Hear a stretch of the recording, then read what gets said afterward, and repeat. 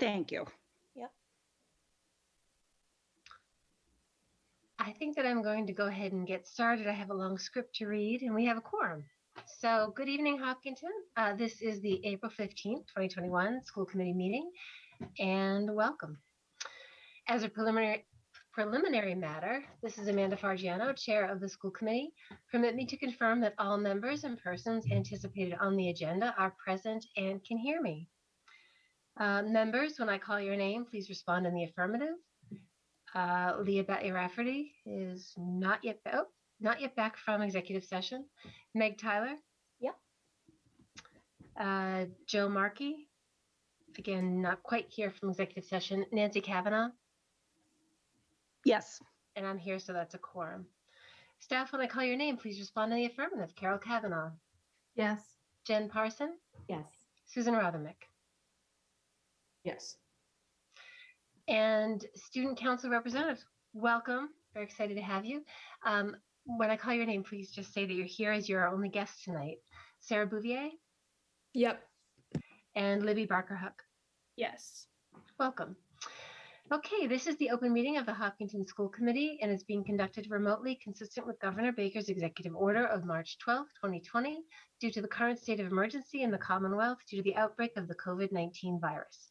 In order to mitigate the transmission of the COVID-19 virus, we are complying with the executive order that suspends the requirement of the open meeting law to have all meetings in a publicly accessible physical location. All members of public bodies are allowed and encouraged to participate remotely.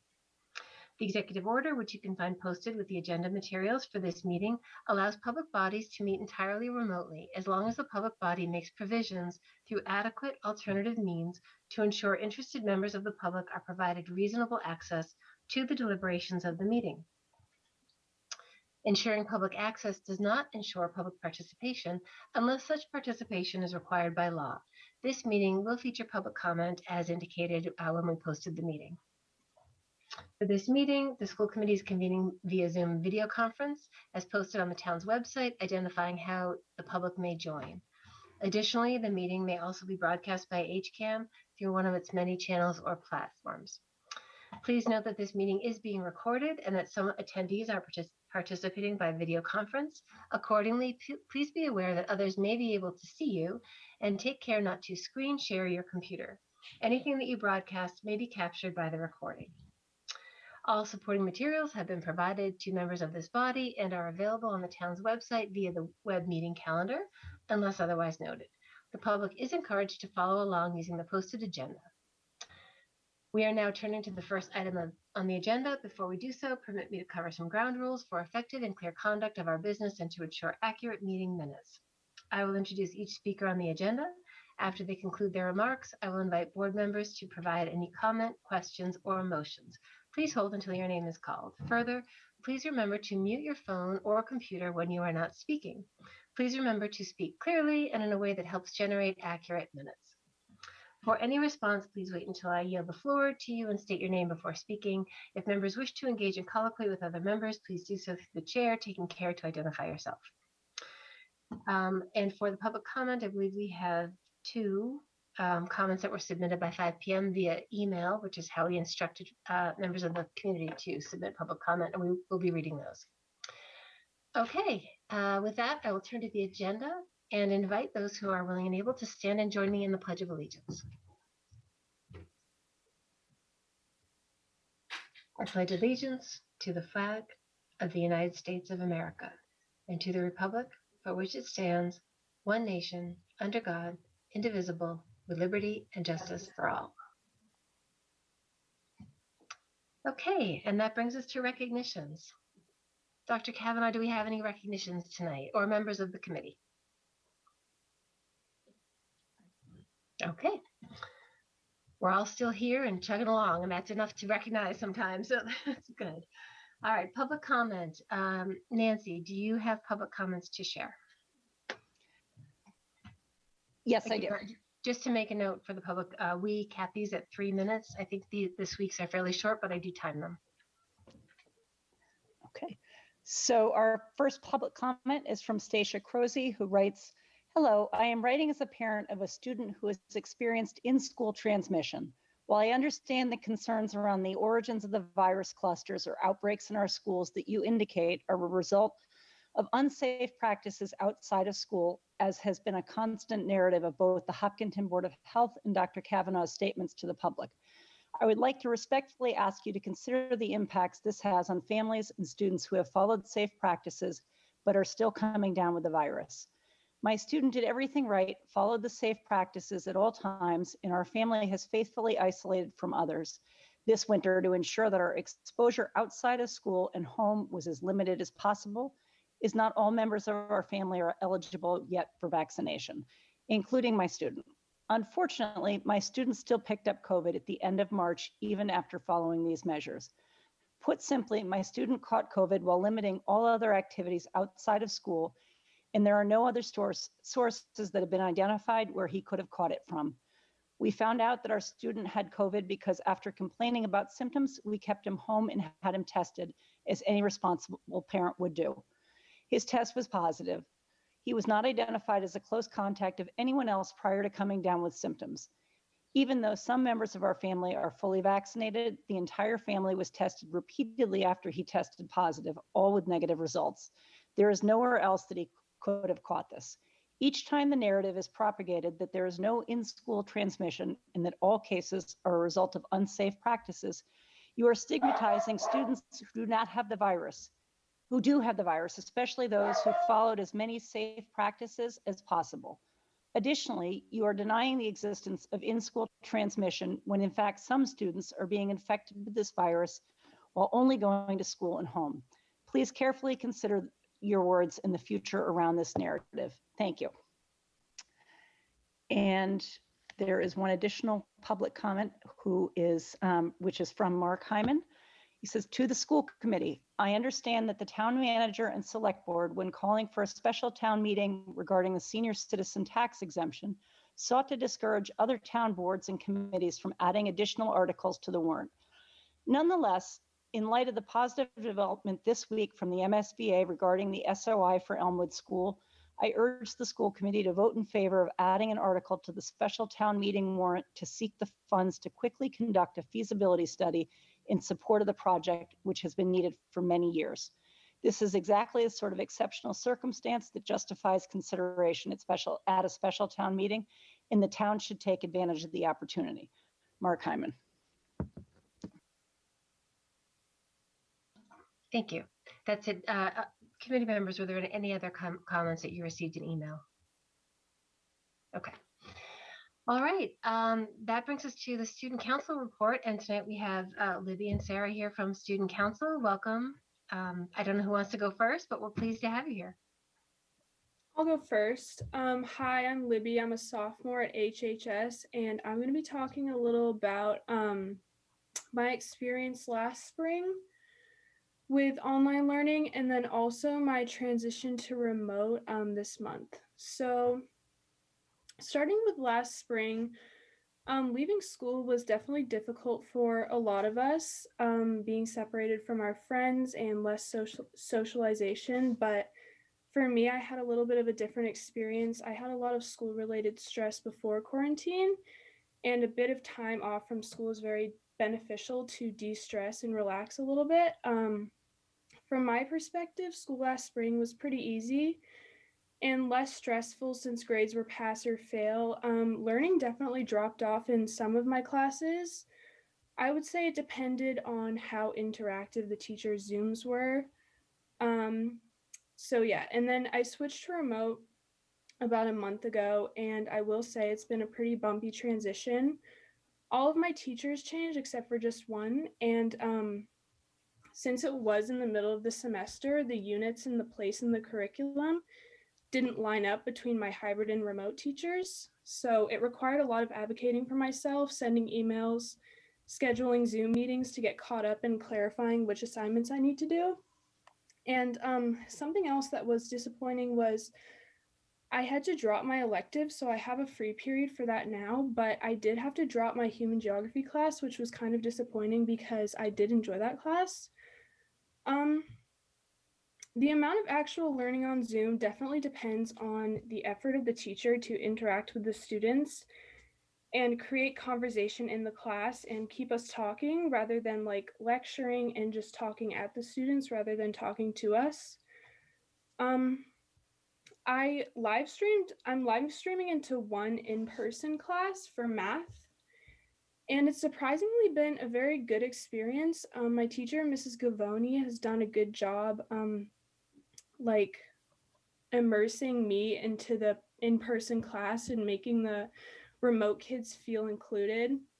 I would say the takeaway is good quality learning is definitely entirely possible from a remote. I just think some teachers might need to work on how they teach in their Zoom classes and how interactive they're being with their students. I just have one question with relation to lunch, which at first might not seem like a huge deal because it doesn't have anything to do with education, but I will say socialization has been much harder this year with social distancing and masks. So lunch is like the only time that we can really socialize. So my classmates do have a lot of questions. My classmates who will be moving into full-time school. Basically, my question is, how will lunch change from how it is during this hybrid model when we switch to full-time? Dr. Kavanaugh? So when everybody goes back to lunch, I believe that what Mr. Bishop has said, and this is probably a better question for him, but I think that what he's planning to do is put all the 9th graders into the cafeteria, all the 10th graders into the AC, and the 11th and 12th graders are kind of on your own, so to speak. He's hoping that most of the kids will be eating outside. But one thing that we are looking at is kind of an advantage is that many of the seniors are going to be off campus because they're doing senior project. And then it will only be a couple of weeks into May, I think, before all of the seniors are leaving you. So between junior, senior privileges, being able to go outside, finding space in the athletic center and that sort of thing, I think that we're going to be able to accommodate all of the lunches. Do you have any prediction on the distances between the seats at all? At lunch, it should still be 6 feet because what we have promised people and what we all believe in, I think, is that 4 feet of social distancing, 3 feet of social distancing seems to mitigate risk when you are wearing a mask in a classroom. But if your mask is off and you're eating lunch, you should really be 6 feet apart. Okay, thank you. Thank you, Libby, for sharing your experience. Let's hear from Sarah, and then I'll open it up to the committee members. Hi, I'm Sarah Bouvier, and I'm a junior at Hopkinton High School. And I'm going to talk a little bit about my experience this year going into becoming an upperclassman through a hybrid model.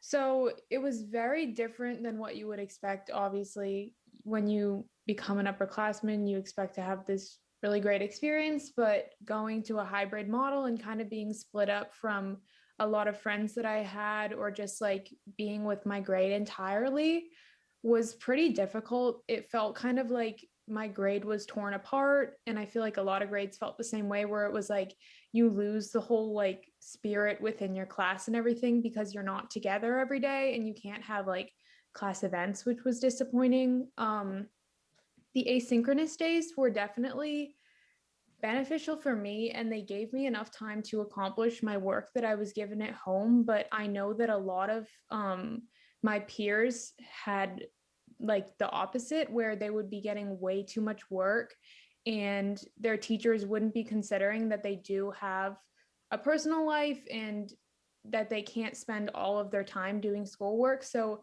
I feel in a lot of ways, the asynchronous days were either used positively or kind of abused, where people would assign too much work because they were oh, you have all this time.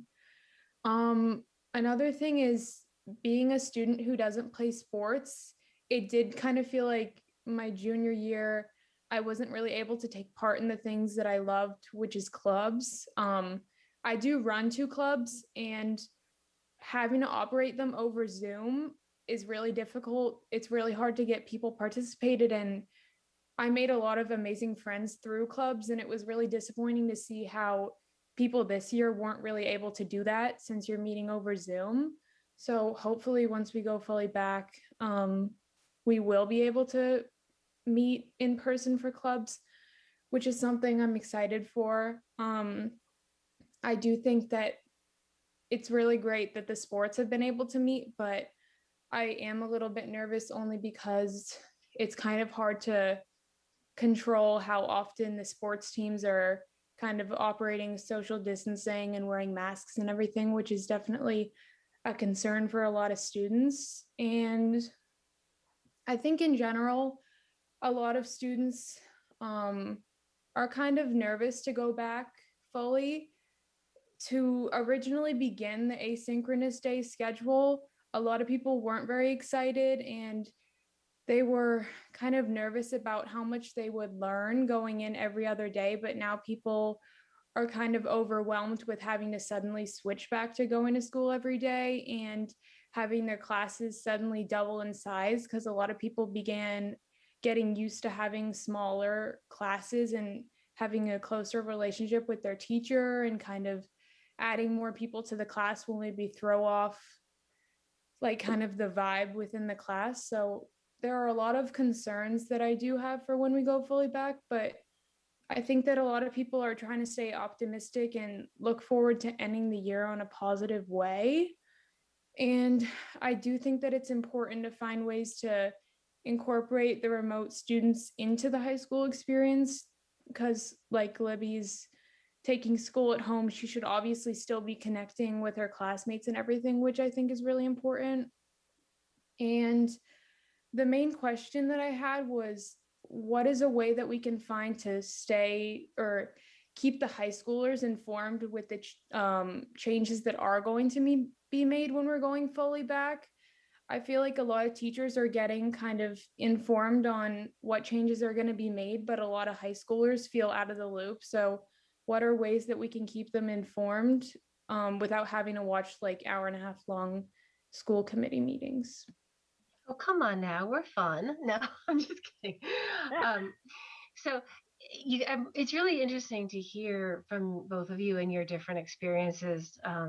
Some of the questions that you're asking are a little bit operational, and so which tend to be governed by the principal. So Mr. Bishop is probably your best source for questions, say about lunch specifically, although Dr. Kavanaugh did a fair job of answering that. But I think certainly, you can go to your administrators in the school. For communications, again, I think that comes from your principal and how they're disseminating information, unless it's policy related that comes from us. So first I'll ask Dr. Kavanaugh about communication that she's aware of in the school, and then we can talk about how to connect, how students can better understand what's happening at school committee. So first, let's talk about the school. Dr. Kavanaugh? You're muted.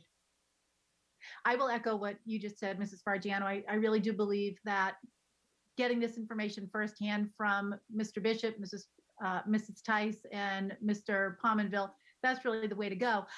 But when you asked me the question about lunch, I had to kind of go back into my Rolodex and think, where did I learn that information? And just recently, Mr. Bishop had sent out, and I'm not sure if it's gone to all the student body yet or if he just shared it with the administrators, but we got a little video, and we could watch that video about what's going to happen when you get to school, what's going to happen, during mass breaks, what's going to happen at lunch. And that was really helpful for me to understand. So I had to kind of go back and remember what I was taught. And that's an entirely student generated video through HCAM. So you don't see Mr. Bishop in the video, you only see kids, and it's pretty good. And I think Mr. Bishop also does a very nice job of sending out information about, what can the seniors expect? What can you expect when you come back to school on Monday morning? Are the schedules ready? That sort of thing. So I would just encourage you to reach out to him. He's one of the greatest communicating principals I've ever known. Really, as a high school principal, you are constantly getting information from him. So I hope that my answers have been a little bit helpful, but he will have the definitive answers. Did you guys get that video?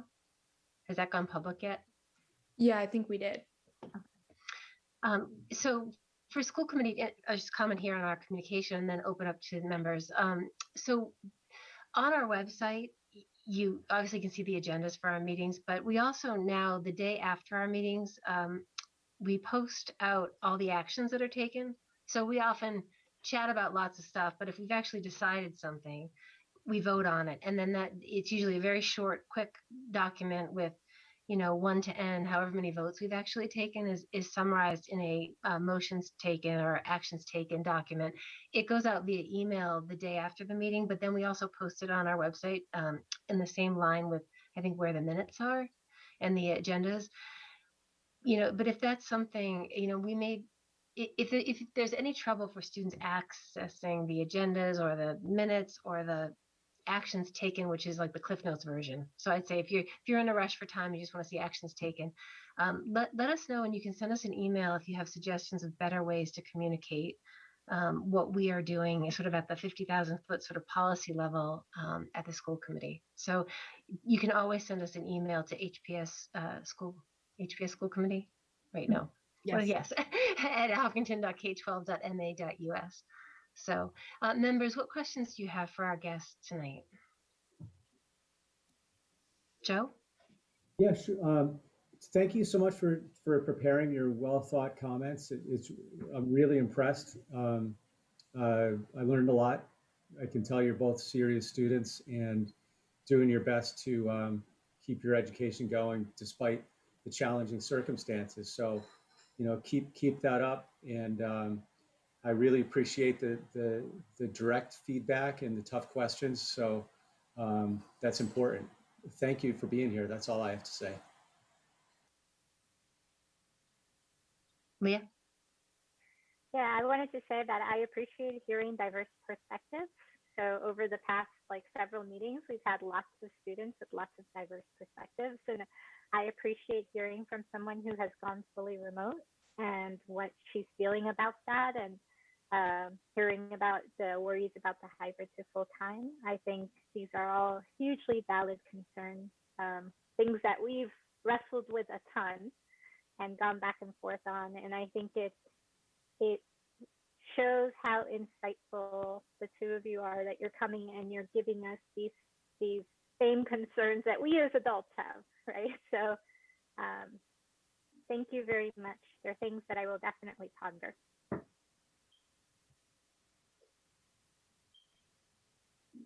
Meg, you're muted. Just to echo my colleagues, thank you for coming and telling us how you're perceiving and experiencing things.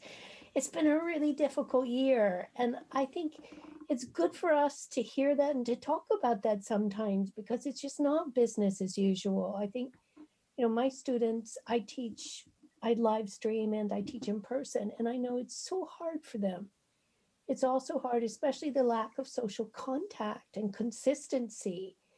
And so, bravo for persevering. I think at this point, that's all we can do. We just have to keep going, and sooner or later, things will improve. But thanks so much for coming.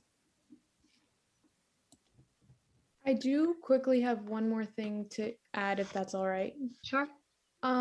So we just wanted to introduce something that Student Council is doing right now. So we've split off into 4 subcommittees. So one is diversity and inclusion, one is school spirit, one is community service, and one is sustainability.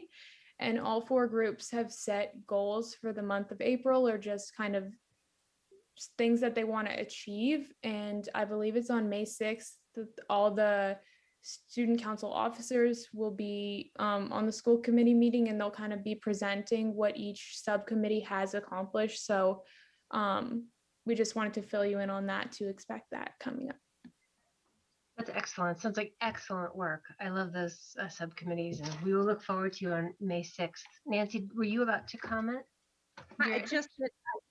I appreciate all the work that you guys do on behalf of all of the high school students in bringing stuff back to us. I am looking forward to hearing that May report.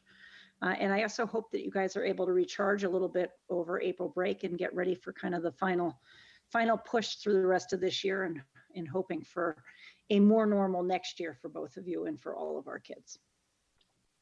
Yes, and I'll just echo that. I am hoping that next year can be more normal. I'm so sorry that you have had this experience. I'm sorry for, your 3,998 peers who have also endured this year. But, hang in there. I hope that things are going to be better in September.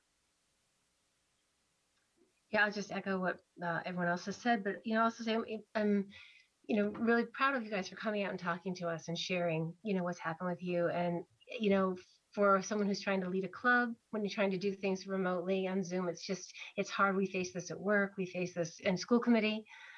Trying to, this year we brought on 2 new members to school committee, and we really haven't had any opportunity to really build the relationships you'd normally build in person.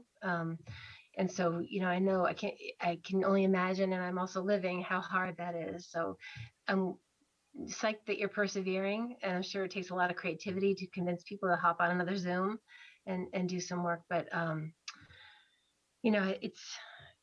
everyone else said, it's just a tough year. Obviously, the 2 of you have gone through many different transitions already in this year.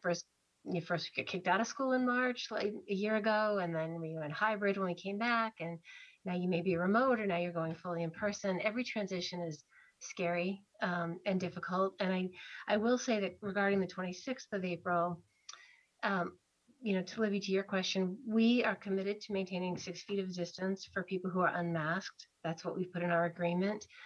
So if you're at a mask break or lunch, the 6 feet is a safe distance that we think it's worked for us for the year so far. So that will be maintained.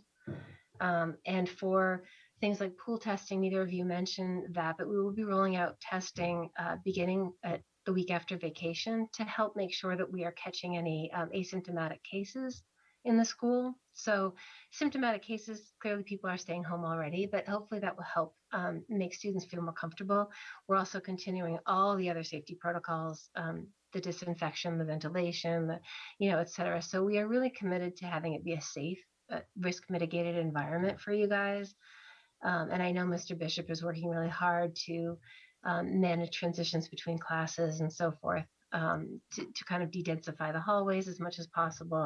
And the administrative team is working really hard. So I'm looking forward myself to hearing about your first weeks back fully in person, and how you are able to, Libby, you and your remote colleagues are able to continue to connect with the students who are in person. So hopefully we'll hear back from you guys, or from your own colleagues, about how everything's going in a couple weeks. Have a good vacation. Thank you. And thank you very much for coming. Have a good night. Good night. Dr. Kavanaugh, we're moving into the superintendent report. Oh, goodness.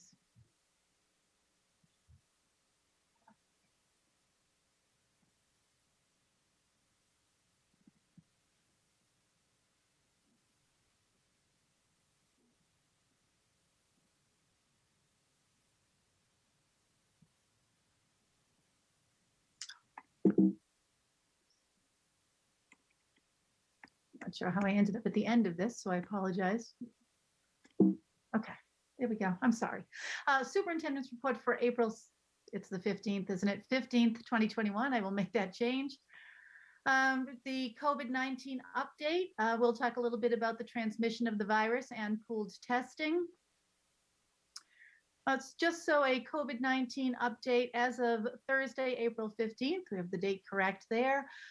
We have 2 documented in-school student-to-student transmissions of the virus. And, I know that we had a public comment tonight about, sort of that narrative. And the only thing that I can say to that is, we sometimes have documentation, and at other times we don't. I mean, is it possible that students are contracting the virus from asymptomatic peers? It absolutely is possible. But what the best we can do is to really document cases through contact tracing. And I'd say our contact tracing is very extensive. And I know that our nurses are exceptionally good record keepers. So we do have 2 in-school student-to-student transmissions of the virus. We have 1 in-school student-to-adult transmission of the virus, and we have 1 athletic practice transmission of the virus. And what I can say about those 4 transmissions of the virus is that each one of those has occurred prior to the full-time reopening. So if parents are worried that this is something that's going to happen, more frequently, or it's happened because of the full-time reopening, that is not the case. These are all situations that occurred before then. As you know, we have the Hopkinton Public Schools dashboard. All that I've done here is just taken the screenshot of it. And I guess we have hit a milestone because cumulative cases, we have exceeded 200. All right, so we are going to begin pooled testing on Monday, April 26th with the return of students. If you are high school or middle school or anyone really student who wants to get a kit to do that, you can certainly pick that up on Monday, but your parents would have had to enroll you. And so if somehow you have lost track of that email for enrollment, you can reach out, we can resend it to you. But pool testing works best when everyone participates. If we only have 30% participation, for example, we can be sure of the status of that 30% of students, but we really wouldn't know what the status was of the other 70%. And so the more people who are participating in this, it doesn't cost families anything. The swabbing is actually done at home. So if the swabbing is done at home, your child just has to bring the swab in and drop it off with our school nurses. And if there is a positive swab in that pool or that batch, what happens is the reflex testing takes place right at the lab, which is wonderful because that way we will know exactly who the positive student is. We won't have to worry about kids who are quarantining because they are part of a positive pool and they're waiting to see which student is positive. So this is, while a little bit more expensive, it is a product that's going to serve the Hopkinton Public Schools well. We did trial it this week. We had 149 faculty members give it a try yesterday on Wednesday. And, as the quote at the bottom says, pool testing strategies can significantly increase our ability to identify COVID-19 infections and track the spread of disease. So if you are willing to take part in this, we really hope that you will. Just a very quick reopening update. K-5, as you know, started on April 5th, and 6 to 12 will start on the Monday after school vacation, April 26th. Teaching and learning at the Elmwood School. Mrs. Parson and I did some tours of the building on the Monday when everybody was in. And as you can see in the upper left-hand corner, we've got some kids working and talking about their favorite things about school. This young lady says that doing math papers is her favorite thing because she is a math girl. And then you can just see a couple of other classrooms around the district over here on the right-hand side. It was a really nice kind of icebreaker when all the students came back together in Mrs. Altavilla's class. So we were really inspired that day seeing all of our students back. And if people are wondering what it looks like with our kids being, 4 feet apart, this is exactly what it looks like in our classrooms. And while it feels like the kids are kind of spread out, you don't really get that feeling like there's, terrible, confinement or crowding. It feels pretty comfortable in them.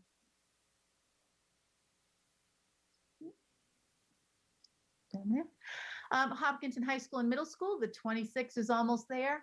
I would like to bring up with parents one more time that traffic is still going to be a concern. You probably have seen folks out there moving people along in the morning. We do have people who are wearing bright yellow vests and moving traffic. And traffic has been moving beautifully, by the way. So thank you to all of the parents who are, kind of getting there and just dropping your children and moving along. We're not seeing that same queuing that we used to see on Hayden Row Street. So we're very grateful for that. Traffic is going to double though, so we have to be cautious around that. The other issue is the 152 pickup. I know that what's happening now is we'll have people who are coming in as early as 1:20 and people are still queuing up in the parking lot. What we really need people to do is to pull into the loop road, go all the way around the loop road.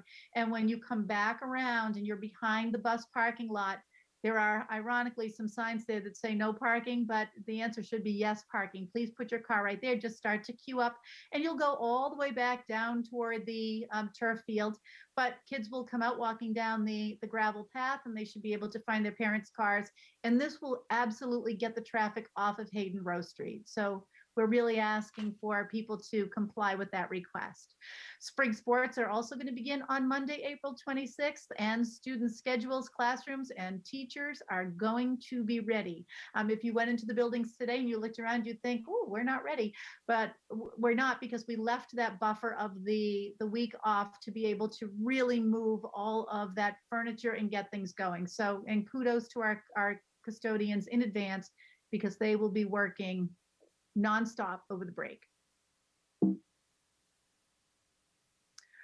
Just a really quick piece of enrollment update for 21-22. We usually look at where we are right now, but I thought this was a little bit interesting. So the current K enrollment is at 219 students. You can see the additional kids that we have coming in at different grade levels. Right now, the total is at 262 students. So if you take out the kindergarten enrollment, you're, I think, at 43 students that have joined other grades.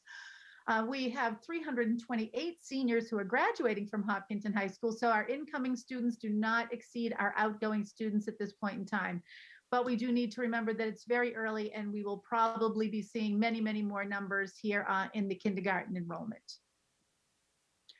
And that is really all I have for you there, but I am going to share one quick thing with you if I can.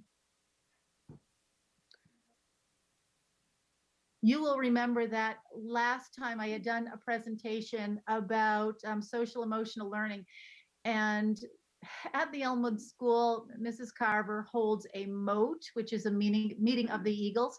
And for the first time, it was done virtually. And I do want to just show you a couple of minutes of that. This was a real highlight for me today. So if people are wondering how social emotional learning is manifest in our schools, I am just going to show you a couple of minutes of this video right here. For the past few weeks, our class has been working on strategies to help us start and persist with our work to help our independence. Don't feel confused, nervous, distracted, or frustrating while starting or in the middle of your work, but we got the strategies for you.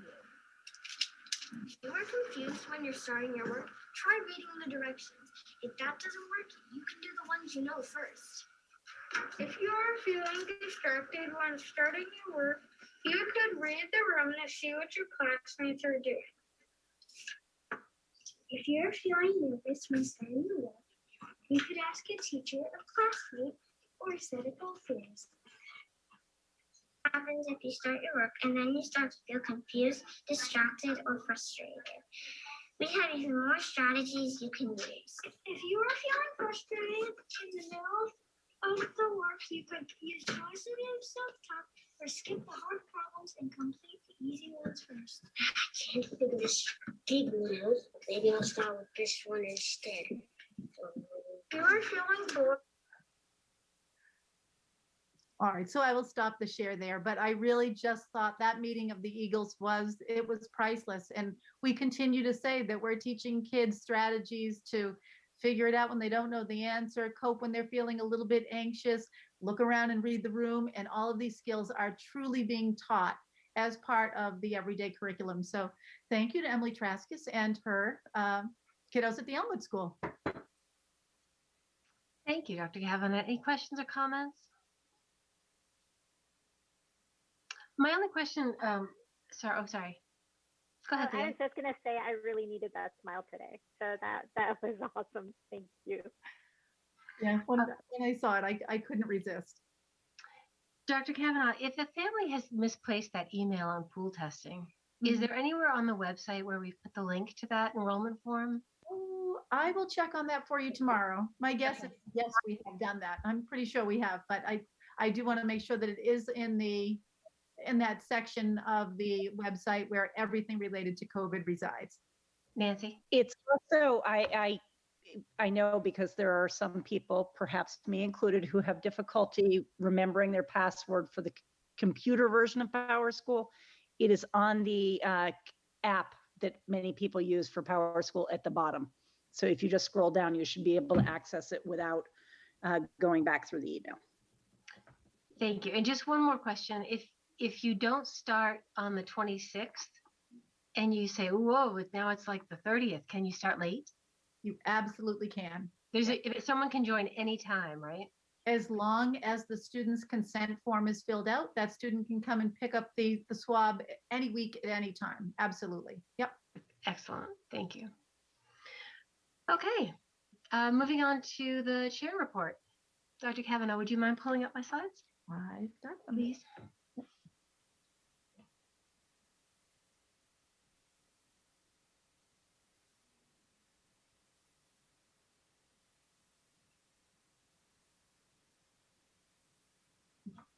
go to the next one would be good. Okay, so community engagement. We had a few emails. The emails have definitely quieted down, I think, as folks focus on getting their kids transitioned back to full time and so forth. We had one asking about expanding the dashboard to include quarantining students. Some districts are doing that, so that was the request. We had an email that was asking if we were requiring pool testing for athletes and if we would consider that. And we had an email that was actually read as public comment tonight about potential stigma for COVID positive students who follow the protocols but just contract the virus somewhere. We also had some communication with our legislators, which much of which we're going to talk about the outcome of later. But Nancy and I had a check-in with Pooja Mehta, who is the district director for Senate President Karen Spilka's office. She checks in with the districts occasionally, and we had a chance to chat with her and just update her on what's happening in Hopkinton. And we also received a letter that was co-signed by Representative Dykema and Senate President Spilka that was sent by them to the executive director of the MSBA to advocate for our statement of interest for the Elmwood School. And we are very grateful always for their advocacy, but in particular, this was something that was really important to Hopkinton, and we are very grateful for the work they did to help spread the word about why it is that it's important for Hopkinton to move ahead with exploring our Elmwood School situation. So I just want to thank both of them publicly. They're outstanding advocates for us. Next slide, please. We had a school committee chair roundtable on April 7th. I just wanted to share with you guys our April 8th meeting was a real quick focused one, so we didn't get to talk about this, but as you know, we have monthly now roundtables with about a dozen school committee chairs from the area who can attend. And we just share whatever is of interest to the school committee chairs. So this month we talked about reopening, of course, because we're all going through it. We talked about pool testing. Many districts were struggling with participation being lower than they desired. So that was a comment. There are some districts who are mandating testing for athletics, which was interesting to hear. And some districts are conducting tests twice in the week following vacation to try to double up and catch any cases that may arise due to travel and other activities over April vacation. So that was an interesting point that was shared. We also talked about how school committees use their subcommittees and working groups. One of the committee members asked us if we could just share what we have for subcommittees and working groups. It's always a challenge to get the right balance. So it was a conversation we had. A question about whether or not the various participating districts have term limits for the chair positions. Many of them do, not all, some don't. So that came up. We don't, if you're not aware of this, we don't have term limits, but we have a fairly healthy rotation, I think, through our annual voting. And we shared some best practices on capital budgeting in different districts. So we are meeting again on May 12th. And as I mentioned, there's a strong desire by all participants to keep this going. It has proven to be a good forum for us to just, especially this year, but I think probably always, as you can see from the bottom few topics, it's not all about reopening. There's other business going on, and it's nice to check in with fellow chairs in other districts. Next slide, please. Out of that meeting, I was invited by the Wellesley chair to join. We were all invited, if we wanted to join a forum that was held last Thursday evening from 8:30 to 10:30 p.m. It's the Safer Teachers, Safer Schools group that was originally formed by districts who are participating in pool testing. I think originally most of them were doing the DESI testing, and they started earlier in the year. So we haven't been officially participating in this collaborative, but I sat in on the meeting because testing will be rolled out shortly for us. There were about 68 people who attended, and there were school committee members, superintendents, some DESI representatives, some testing vendors, and it was led by someone who's connected to the Broad Institute.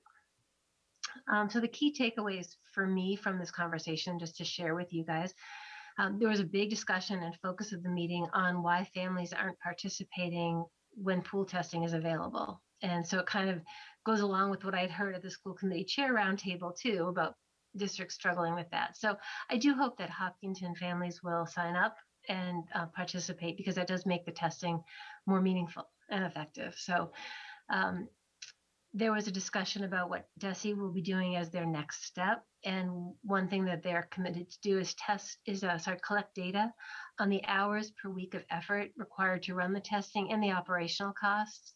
Because we've all heard that the Binax Now testing is quote unquote free, but as we've been saying, it really isn't free when you add in all the other administrative costs to run the program. And now DESE is looking to capture some numbers that would probably substantiate what we've been saying for a while. There's also a question about federal funding and how, if and when the state and DESE receive funding for pool testing, which I think they think will happen, will that money trickle down to districts who are not using the DESE testing program? And that the indication was that the testing will be used to offset the cost of the Massachusetts DESE program, but there's still a question mark about whether some funding may trickle down to local districts who have chosen a non-Binax Now route, like we're using, I think, JCM. There was another discussion at this forum about required testing, again, sort of dovetailing off what had come up at the school committee roundtable. Some districts seem to be requiring testing for athletes, others for students with off-campus privileges, others for any in-person extracurriculars like sports or math team, et cetera. There are 2 districts, I think it was Watertown and Somerville, that are requiring testing to attend school, which we've been counseled is not possible. And I think that is currently under legal review in those towns, but there are 2 that are trying to make it required. So it was a really interesting conversation, and I am actually planning to sit in on the next time they meet. I don't know when that will be. It was a late night, like I said, didn't get over till 10:30. But if any members are interested, I think I don't think there's a cap. It was just a big forum of people on Zoom. So if anyone's interested in hearing what other districts are doing with testing, let me know, and I can share the information when I get it about the next meeting. And so coming sort of off all of this conversation with all of the other districts and whatnot, and thinking about our full return on the 26th, I just want to take a minute to reiterate that we all have to work together to mitigate risk. And so my first thing is, please opt in to pool testing. It would be great if we had great participation. I'm hoping that we do. I don't know how signups have gone, but I'm really hoping people will opt in. You can do it at home. It should be fairly easy. I just also want to bring us back to, was it September or October when we passed our face coverings policy? It seems like we've been doing this stuff for a long time, but now it's more important than ever between the variants that are out there, which again, people talked about, I don't think I mentioned that, but they talked about the variants. And I just encourage people to review the face coverings policy and just adhere to that. Simple things we can do to make sure the community is safe. We're going to continue our risk mitigation protocols. Please stay home if you're symptomatic. Athletes have to adhere to MIA rules for the regulations specific to their sport, which will be turning over to spring sports. I know one of our school council reps said that students are somewhat concerned. The MIA has done a really good job, I think, of identifying protocols to keep athletes safe. And so if we just adhere to those, I think we'll be in a good place. If you do participate in extracurriculars, please adhere to whatever safety protocols are appropriate for whatever you're doing, just for everybody's safety. And if someone does test positive, please be kind, be supportive. We're all doing the best we can, and we're in it together. Budget and other stuff. So we had a budget advisory meeting on April 8th. So those kind of continue. It was interesting when I talked about best practices with school committee chairs. That kind of advisory council was one of the best practices, and we're doing that. It's great to have that dialogue with our town counterparts on a monthly basis. We have a moderators meeting in preparation for the annual town meeting, which is scheduled for April 22nd, just a heads up. I signed some warrants. The payroll warrant S21021, which is in the packet, and the expense warrants 21064 and 21065. And today I signed the MSBA initial compliance certification for the Elmwood Elementary School, which basically just sets forth parameters for participation in the process. So that's it for me. Any questions or comments from the committee? Okay. Liaison reports. I have a fun one. So the Hopkinton Freedom Team is putting together a drive called the Boston Marathon Love Letters Project. And the idea is, since we're not gathering like usual for our Boston Marathon, that people in the town can get together and put together things like photographs and short video messages. And HCAM and filmmaker Karen Webb are going to grab all of that and put it together into a 3-minute video that will be sent out to all the runners who would normally be here for the Boston Marathon. So if you would like to get involved, feel free to contact the Hopkinton Freedom Team on their website and find out how to get involved.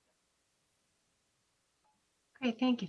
Is their website accessible from the town website, or are they have their separate websites? They have a separate website. It's hopkintonfreedomteam.org. Perfect.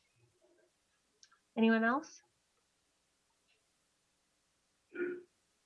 Okay. That brings us to new business. I believe we have the presentation on enrollment and feasibility study article for a special town meeting. Dr. Kavanaugh. Okay.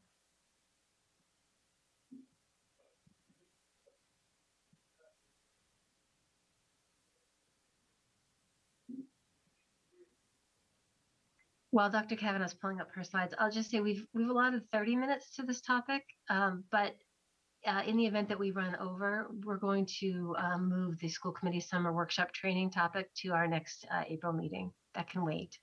So. Okay. And also, while I pull that up, I want you to know that Linda Henderson has just reached out to me to let me know that if people do want to participate in pool testing after the break on the 26th of April, you do need to enroll your kids by tomorrow morning, because she's going to be closing that window so that all of the data can be done tomorrow and handed off to the nurses. It doesn't mean that you can't sign up later, but if you really want to participate this time out, please tomorrow morning get your kids enrolled in the 26th iteration of swab pool testing, please. So late breaking call from the outside. All right, so this is actually a very important report tonight.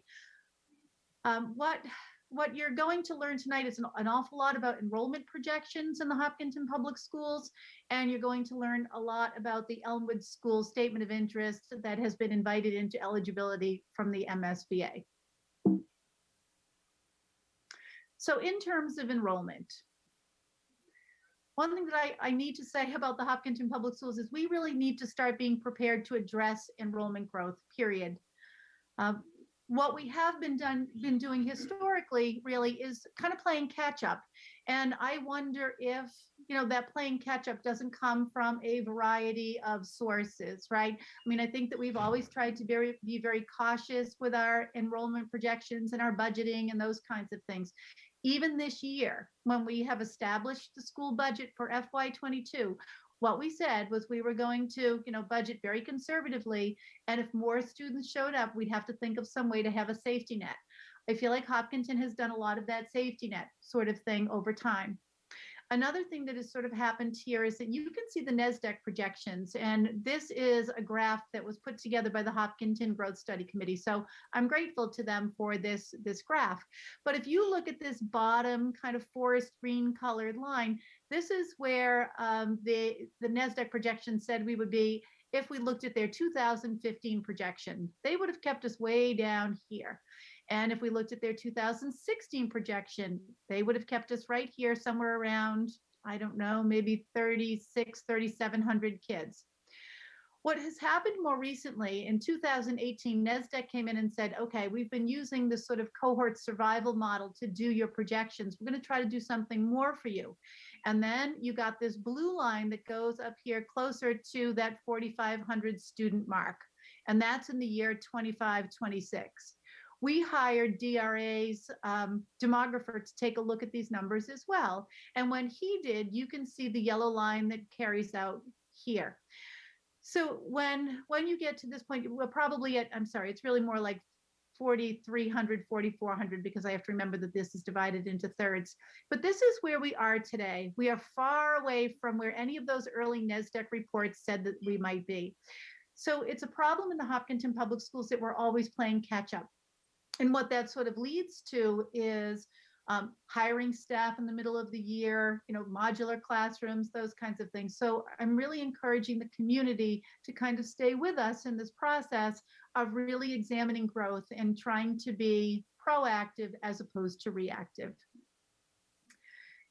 What you see on the screen here is what Dr. Wagman predicts for the Hopkinton Public Schools in the years between 2021 and 2022. And I want you to look at where he projects that we'll be in the 2021-2022 school year. He says that we'll be at 4,024 kids, and what he's counting are grades pre-K all the way to 12. So you'll see that the Keefe Tech enrollment isn't here. You'll also see that like Norfolk Aggie isn't here, but Hopkinton Public School children are all categorized right there in the pre-K to 12 groupings. When he puts these 10-year projections together, he develops them using a variety of criteria. And I think that this is perhaps the most extensive kind of look we've taken at our enrollment, or at least it is in the time that I've been in Hopkinton. So using this professional demographer, we've looked at a variety of data points, and I think it's just not enough to sort of take that simple math approach. How many kids have been added to each one of these classes over time, therefore we can conclude that. Or anecdotally saying things like, oh my gosh, 4 houses in my neighborhood just sold and 10 kids just moved in. I mean, those are nice things to know, but they don't give us that sort of big picture. And even the cohort survival data that we had originally been using just hasn't proven to be enough, as you could see in that chart I just showed you. So what are the kinds of data that Dr. Wagman has used to come up with these projections? And we'll go through some of these tonight. We won't go through them, in that sort of really granular way, but we'll do that at a 30,000-foot level. So we have enrollment reports from 2009-2010 through 2020-2021, and that data was supplied by the Hopkinton Public Schools and the Mass Department of Elementary and Secondary Education.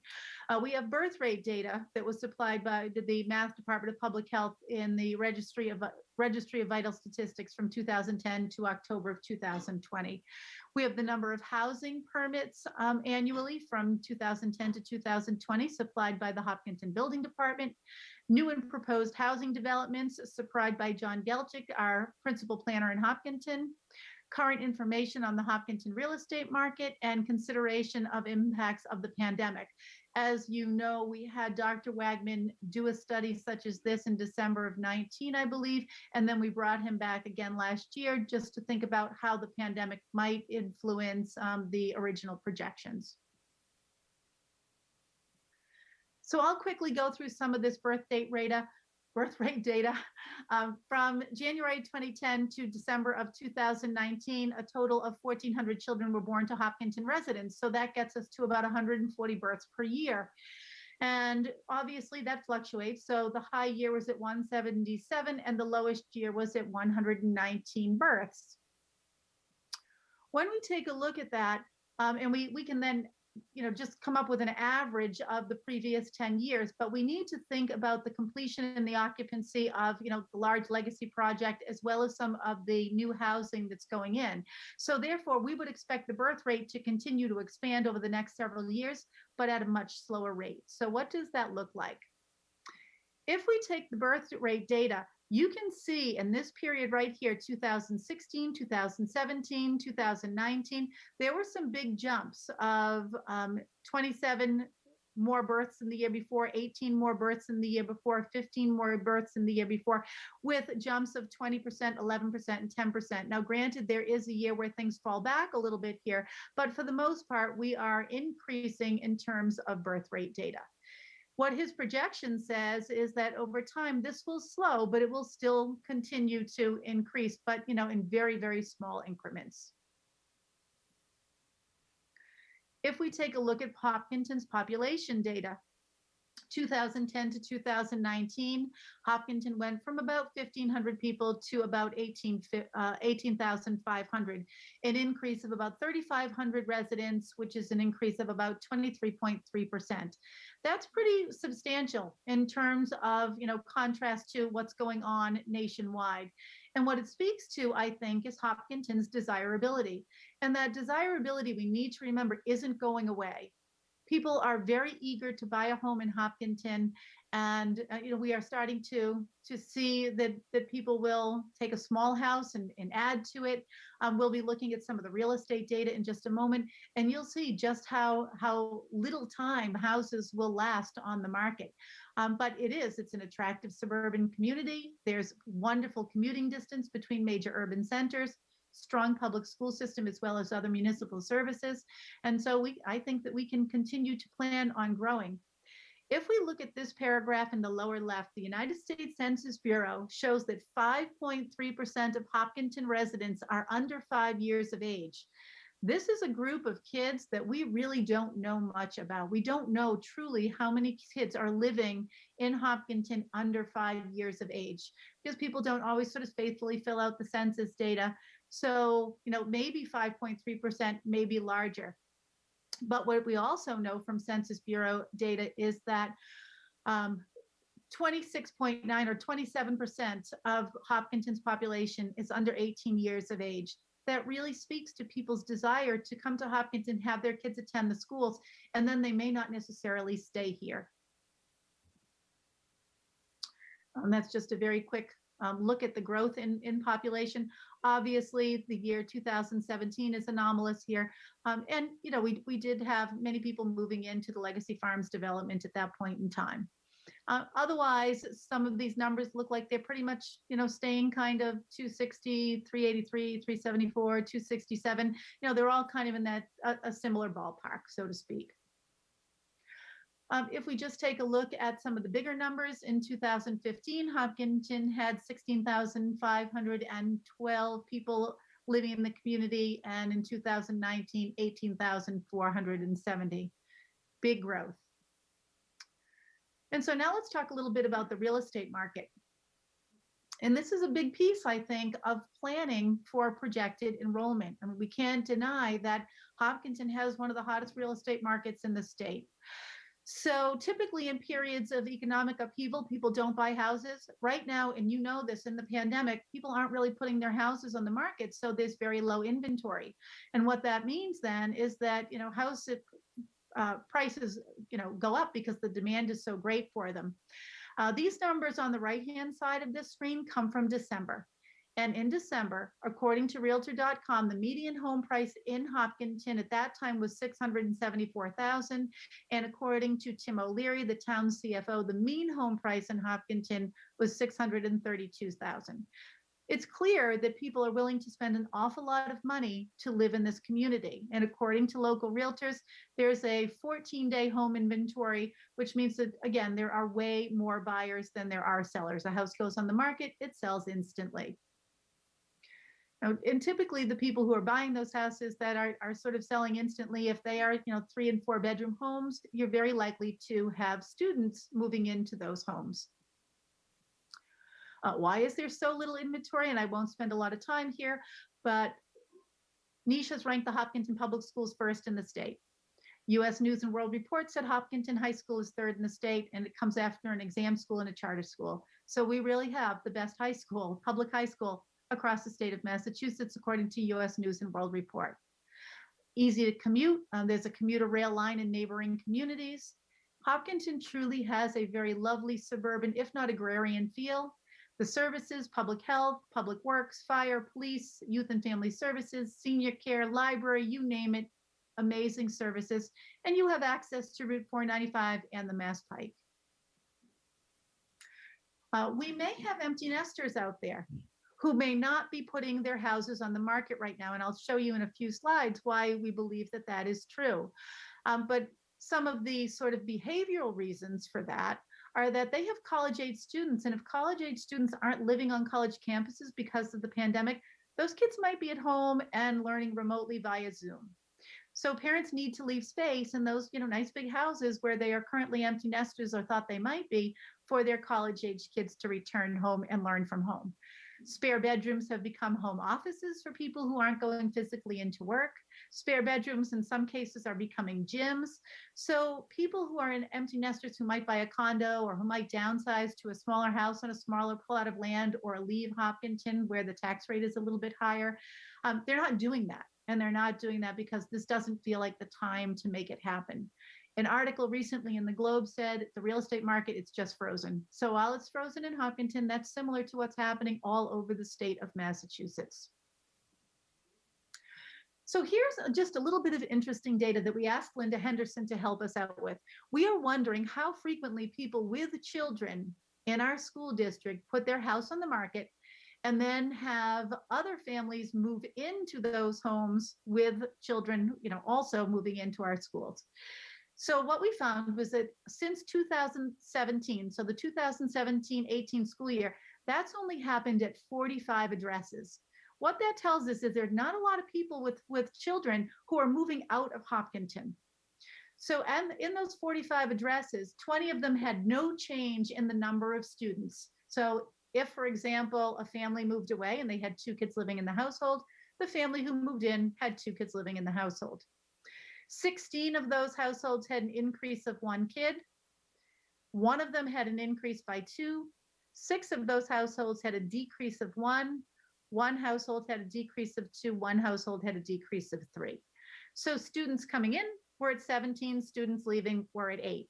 So from 17 to 21, if you think that the net gain is only at 9, that's not a worry for us. We're not really worried about the people who are living in town with kids leaving us. It happens very rarely, and the net gain is very small. I mean, we're talking 9 kids over 4 years. When we take a look at the number of households that we have, we've got 1,186 households with 1 student enrolled. We've got 1,031 households with 2 students enrolled, 213 households with 3, 22 households with 4, and 4 households with 5. So there are about 2,500 households sending kids to school. In the sending households, the average number is 1.6 students. So when we take a look at, some of those great big houses that are coming out of developments, and we say, here's a development where 7 houses, 11 houses, 18 houses, 24 houses are going in. If we thought to ourselves, well, those are those 3 and 4 bedroom homes that typically attract families, we can estimate maybe that we have about 1.64 kids living in each one of those kinds of homes. And again, we don't like to use just simple math, but this is another way of helping us to decide how many students might be moving into Hopkinton.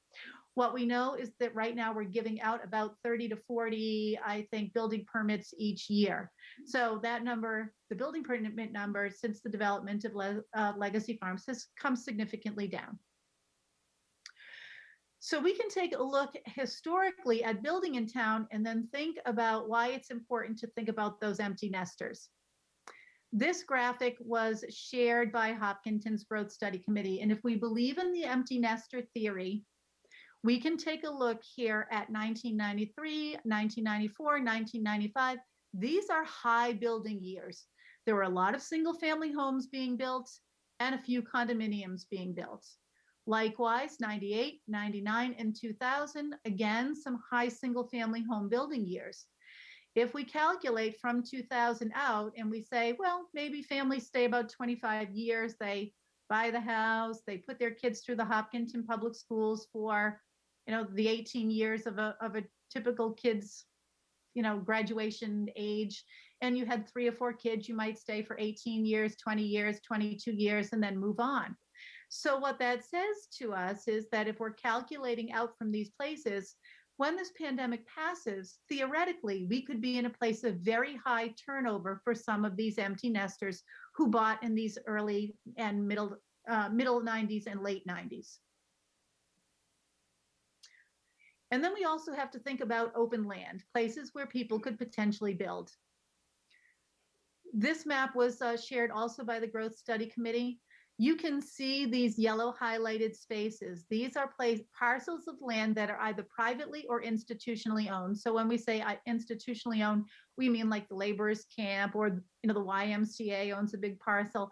But in the event that the Y thought, we'll move out of Hopkinton because we could take our camp elsewhere, or the laborers thought, we could do exactly what we're doing in Hopkinton in a place for a whole lot less money, and we're sitting on land that's worth an awful lot of money. Those parcels of land theoretically could be sold. And you can see other parcels of land here where acreage is written in, kind of penciled in.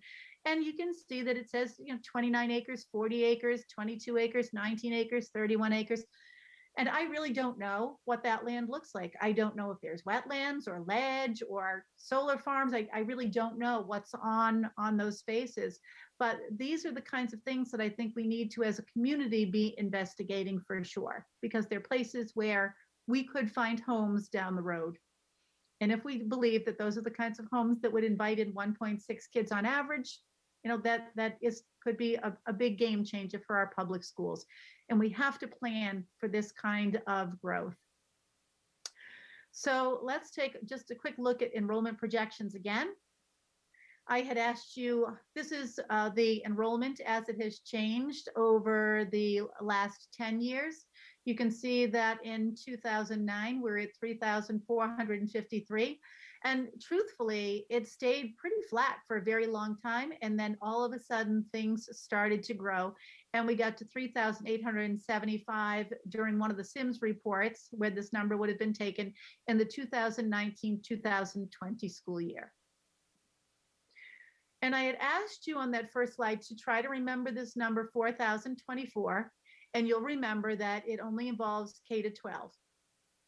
But in that number, 4,024, which was Dr. Wagman's projection then, if I look at where we are today, our current school enrollment is 4,023.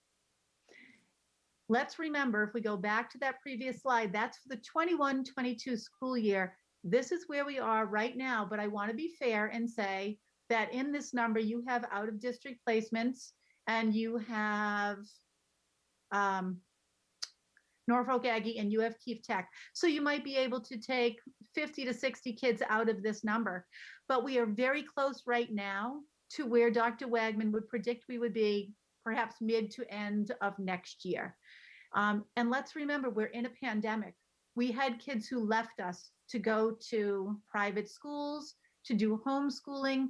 If those kids are coming back into our school district, it is not unlikely that when we get to the start of the 21-22 school year, we could be well over Arthur Wagman's projections. While many school districts lost students during the pandemic, we didn't. We have continued to gain kids over this year. Since the start of the school year, we just haven't gained as many as we anticipated we would pre-pandemic. So we have not lost students numerically. Yes, some kids have left us, but overall there has been a net gain in the Hopkinton Public Schools. So important takeaways from this part of the presentation is that we need to get ahead of the growth, absolutely. And when you go to town meeting, you're going to see that one of the capital projects for the schools is to add a wing onto the Marathon School that's really been open for 3 years. So we are growing at leaps and bounds, and the buildings that we have now are the accommodations that we're making at the high school, Elmwood, Hopkins, and Marathon, adding in space. Those are for the kids who are here, not for any of the kids that I just talked about in terms of those projections. I would argue that it's more cost effective to plan for the growth than to be reactive to it. We are talking about a special town meeting article tonight. You'll see that in upcoming slides that could help us assess the feasibility at no tax impact to Hopkinton taxpayers. The article that people will see on the, if it gets to the special town meeting warrant, does not mean that we are building a school. It does not mean that we are building a school. It's very important for people to know that. What it does mean is that we are assessing the feasibility of building a school. And Hopkinton, again, very desirable community. There's still a lot of open land, as we saw. And if we build it, and even if we don't, I believe students will come. So let's talk a little bit about the Elmwood School and the Mass School Building Authority eligibility period and feasibility study. So here we go. The great news of all the news is that finally the Elmwood School has been invited into the MSBA's period of eligibility. We were thrilled. The frightening part is the announcement was made at the MSBA's hearing yesterday at 10 o'clock in the morning. So the school district right now has literally had about 35 hours to kind of start figuring out what this is going to look like. So the Elmwood School has been invited into the pipeline to begin a 270-day period of eligibility, leading to a period of feasibility. So you do a feasibility study after that. I thought it would be kind of cute to show this picture over here of them actually moving the original modulars, I think is what they're doing in that picture. Anyway, we have some data on the Elmwood School. The design enrollment was for 520 students. At the time, the projected enrollment at Elmwood was 605 students. We have, in fact, added, as you know, 4 additional modular classrooms. There are currently 6 modular classrooms on that site. If we looked at the projection, Dr. Wagman's original projection for 27-28, he would say that there would be 682 second and third graders in the town of Hopkinton. It's an awful lot of second and third graders. If his projections do play out, we've got to think about something to do with this school, which is why we are so grateful that we have been invited in. I'll just be quick on this slide because you've seen this one before, but all the red spaces and the yellow spaces at the Elmwood School indicate spaces that are currently too small for the student body and the number of faculty. And this is according to MSBA standards. Why is it so exciting that we have been let in? Why are they eager to help us replace the Elmwood School? So Elmwood was originally built in 1964. It is our second oldest building in town, but it's probably the one in the worst condition. Elmwood is built on a Tennessee gas line, so it makes it very difficult to say that you would do any kind of construction or add on to that building. Not only is the gas line potentially a problem in construction, but it also says, why would you put a school there if kids are sitting on a major gas line every day? It contains significant asbestos. Excuse me, the cafeteria is markedly overcrowded. Mrs. Carver has gone to 4 lunch periods. The play area is way too small to accommodate the current kids there. And so we do get nervous about them. They're out playing on the hardtop. We've got cafeteria deliveries coming. Other deliveries, you know, the UPS man will pull in when we have kids playing on that playground, and despite cones and signs, a lot of times people will drive right through, and you know, it's just not a good situation. It's a geographical outlier. It has 2 modulars originally, and we just added 4, and there's no more room for any more modular classrooms at the Elmwood School. Those of you who go there every day, you know there are parking restrictions, there are electrical shortcomings, there are technological limitations, and that building desperately needs office space. So just so people know, the school districts have submitted to the MSBA for Elmwood in 2008, 2012, 2013, 2017, 2018, and 2019. And finally, our 2020 submission was accepted. Back in 2012, there was a $6.5 million assessment that repairs were needed, and the district has sunk about $2 million into the Elmwood School at this point. But you know, we also sunk an awful lot more, if in addition to that $2 million, just based on repairs, when we added 4 modulars. What does it look like in the Elmwood School? Well, and some of these pictures are pre-pandemic pictures. Some of them are not. This one over here on the left is, but you can see that we were teaching on the stage. There is an OT-PT room. And if you see this line down the center and the fact that there are 2 doors here, this is actually a split room. So sometimes that can be closed and sometimes it can be opened. Here is a space at the top of a stairwell that's actually used for instruction.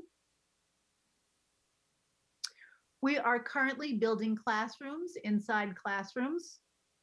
We have a speech and language being taught in teeny weeny, or at least pre-pandemic, being taught in a teeny weeny little space like this. So 4 students fit in here with a speech and language pathologist. And then we had a shared classroom for our English learners Happily, this has been dismantled because I believe that they have moved out into modular settings. We had reading instruction going on. Well, we also had math instruction, small group, mind you, inside the same space, while we had a teacher's desk and stacks of leveled readers. What you see in these 4 pictures all constitute one space. And then finally, we'll just show you when we walked through, Mrs. Carver and I, windows are open in the middle of the winter time, and they are because it's so warm in there that we have to let air in. This is pre-pandemic as well. You can see that we have rusted vents. We've got wood rot here. In a frigid classroom, you can see that a space heater was set up. And this great big univent right here, you turn it on and off depending upon how hot or how cold it is in that given space.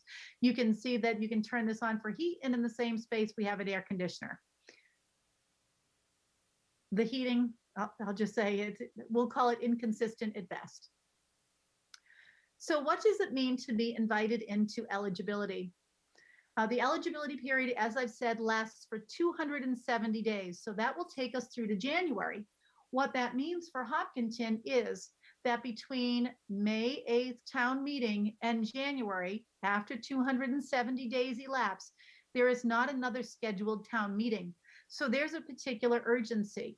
When I spoke to the Mass School Building Authority on the phone, they did in fact say to me that you're not going to enter into that period of feasibility in January if you do not have a funding source for your feasibility study.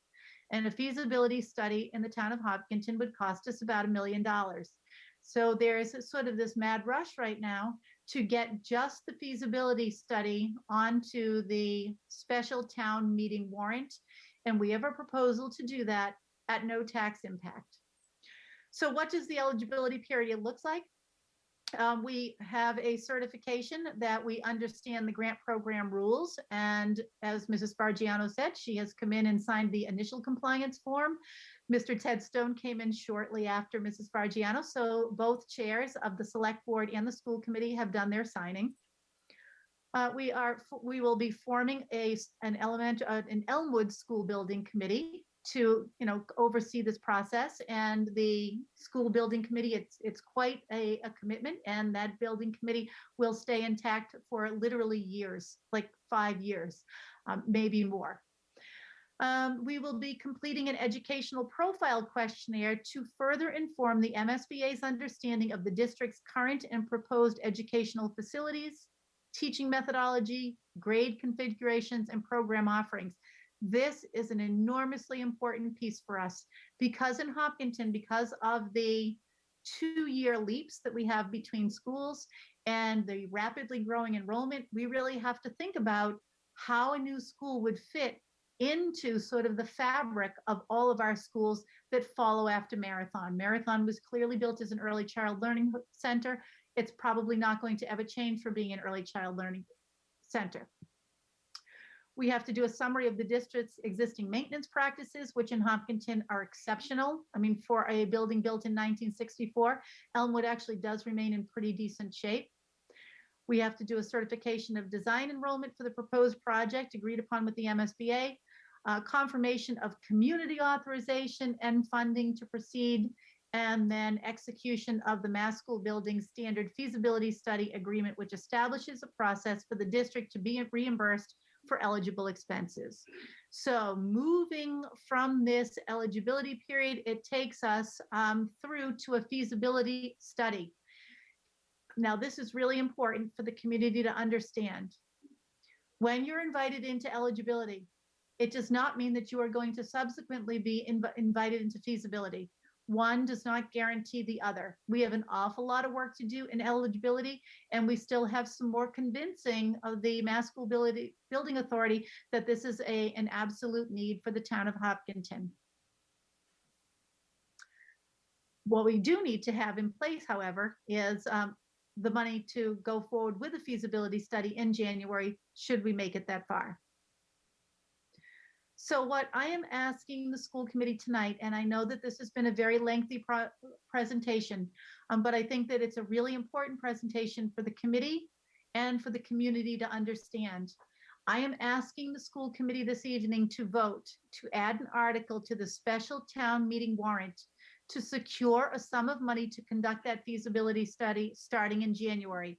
And we would enter into that again only by invitation and only after 270 days of eligibility period. I am asking that the funding source be the Legacy Farms Host Community Agreement money. If we are using the Legacy Farms Host Community Agreement money, and let's remember that the spirit of that money was for growth in the town of Hopkinton, and I can't think of a better project than to look at the feasibility of all of our buildings after Marathon and how a new building might fit into that with this money. It will result in no tax impact to Hopkinton residents. And when I say that, I mean only the feasibility study, $1 million. It doesn't mean that when you're building a new school, there would be no tax impact, only the feasibility study money, should it come out of the Legacy Farms Host Agreement Stabilization Fund. The feasibility study needs to be available in January. There's not another town meeting scheduled between now and then, hence the urgency. And as I've said about 100 times, that eligibility period will last 270 days, but the feasibility study also lasts 270 days. What we learned on a call today with the MSBA is that our building project could not proceed any sooner than July 2023. So you would not be prepared to put a shovel anywhere near the ground truly before July 2023. And, at that time too, you'd still have to be looking at, design and all of those pieces. So we are talking 540 days away from anything. But if we don't plan for this now, we're not going to be ready in 540 days. And so I will stop there because I am sure that the committee has a million questions, and rightfully the committee and the community should. Thank you, Dr. Kavanaugh. A lot to digest. Who wants to jump in with questions? I will. Yep.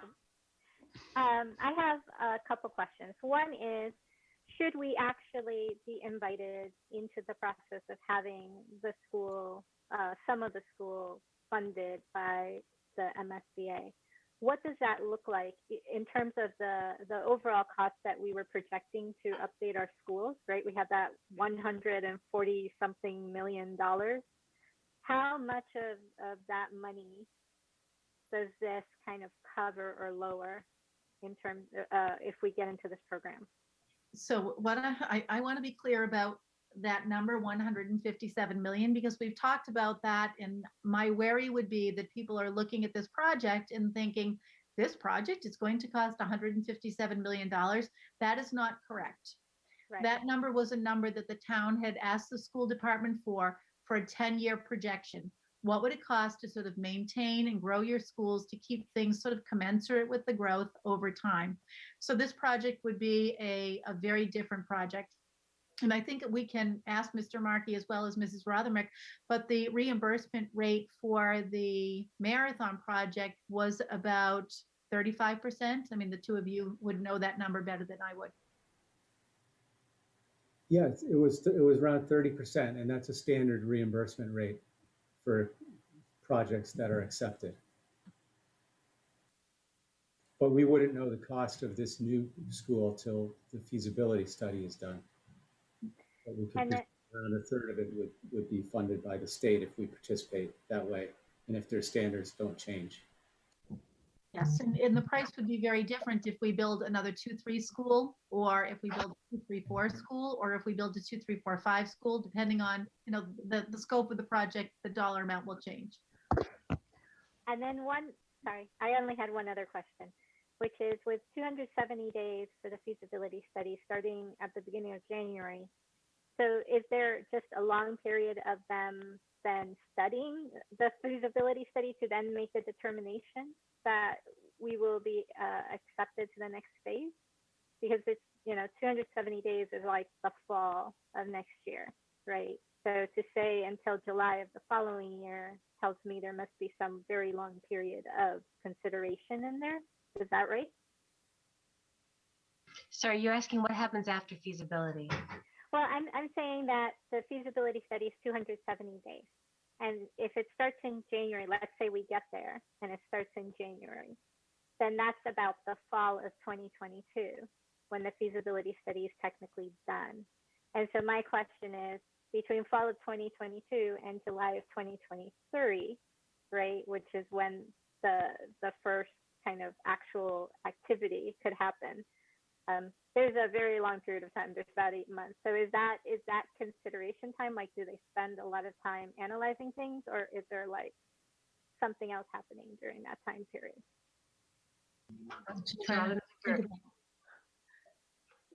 The math on that. Right. Yeah, so 500, go ahead, Joe. You probably have a better answer than. Yeah, I mean, it's just how it goes with the state. So that it's a very, the reason they have this is to be careful with state taxpayer money. So they study very methodically and they proceed very methodically. And part of what happens after feasibility, if you move to the next step, is you work with the state to form a team. They have approved vendors who are project managers and architects and things like that. But their website is actually very informative. If you go to massschoolbuildings.org, there's a link there where you can see all the detailed steps that happen during each phase, including the phase that we're about to enter now. Thank you. That's really good information. I appreciate it. I second the website. I think their website is exceptional. It's very detailed, and you can go as deep as you're willing to see everything. Nancy.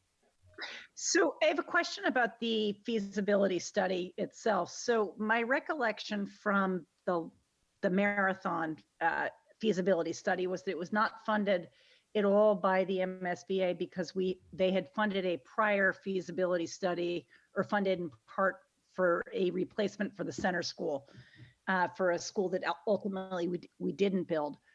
Is there an expectation that if we get moved from eligibility to feasibility, that the state would reimburse some of the cost of the feasibility study itself, since we haven't done this type of feasibility? Yeah, I think you'll see in tonight's recommended motion that the feasibility study is reimbursable at the rate. Thank you. Meg? Maybe Joe can answer this question best. So when we submitted the initial feasibility study for the marathon school, how long was it from the time we submitted that to the school opened? Oh, yeah. Well, the school opened in 2018. The committee was formed in 2013. So 5 years till it was fully built. And you know what happens after feasibility is if you get to the next phase, then there's a lot of planning. It's not like, all right, we're in the next phase, let's start building. You start working on the conceptual design, and you have some forums, and then you work on the detailed design, and then you have some more forums, and you know that takes over a year of planning. Thank you. And wasn't, or isn't there still a bit of a problem in that they will only allow you to build so big a school based on current enrollment, but our enrollment is going to continue to grow? I mean, we've been waiting for 3 years, as long as I've been on the school committee, for this statement of interest to be accepted. So finally we're there, but now we still have at least 6 years or so, if everything works perfectly. Man, did you want me to answer, or? Yeah, well, yes, sure. Go ahead, Joe. Yeah. Yeah, it takes a while. So can you phrase that as a question, Meg? Or was it just an observation? I think it was just a critical observation. It doesn't really require an answer. But yeah, I would say though, on the enrollment growth, yes, as proactive as the superintendent is trying to be, and I applaud the superintendent for the presentation that's based on a reasonable set of many different predictive factors to come up with, and sources too, to come up with the enrollment growth projections that we're hanging on here. But when we work with the MSBA, that they might look at that, but they are not allowed by law to, or their own policy, they don't look at anything more than what they have as a policy of looking at. So, what we did with Marathon School was we designed in, knowing that the number that they were allowing us to build to was going to be lower than what we expected our actual population to be when the school opened. We worked with the architect to design extra spaces in the school that could be flex space if there's enrollment spikes. But more importantly, we chose a site that would allow for future expansion. And we worked with the architect to build to the MSBA approved number, but to design to a space that could be expanded and for the town to prepare financially to have those expansions built in the near future. So that's where we built 4 additional classrooms. The other I guess benefit of it taking so long and MSBA being methodical, in the case of Marathon, we started with one number that they approved, which we thought was too low. And then we got them to go a little higher. And then after a year of their methodical planning, we had the new enrollment projections that showed we needed more. And that the actual enrollment of the next school year was higher than they had predicted it would be. So I guess the longer you wait, the more accurate the number is. But they do have a very regimented, highly regulated process. At the end, you do get some benefit from the state in terms of financial partnership, but you do have to kind of live with their process. Right. Thank But you. we can plan around it too by picking spaces, if available, that allow for future expansion. That's one way to do it.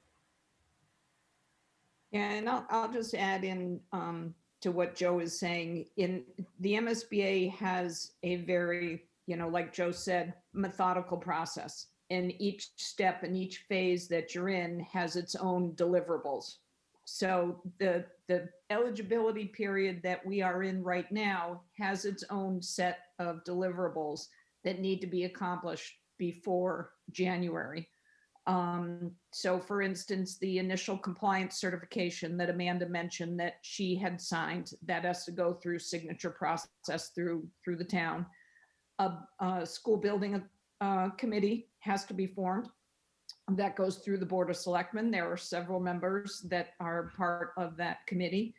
And then there is an educational profile and enrollment study that is done, as well as the maintenance and capital planning documents that are put together, as well as this funding vote.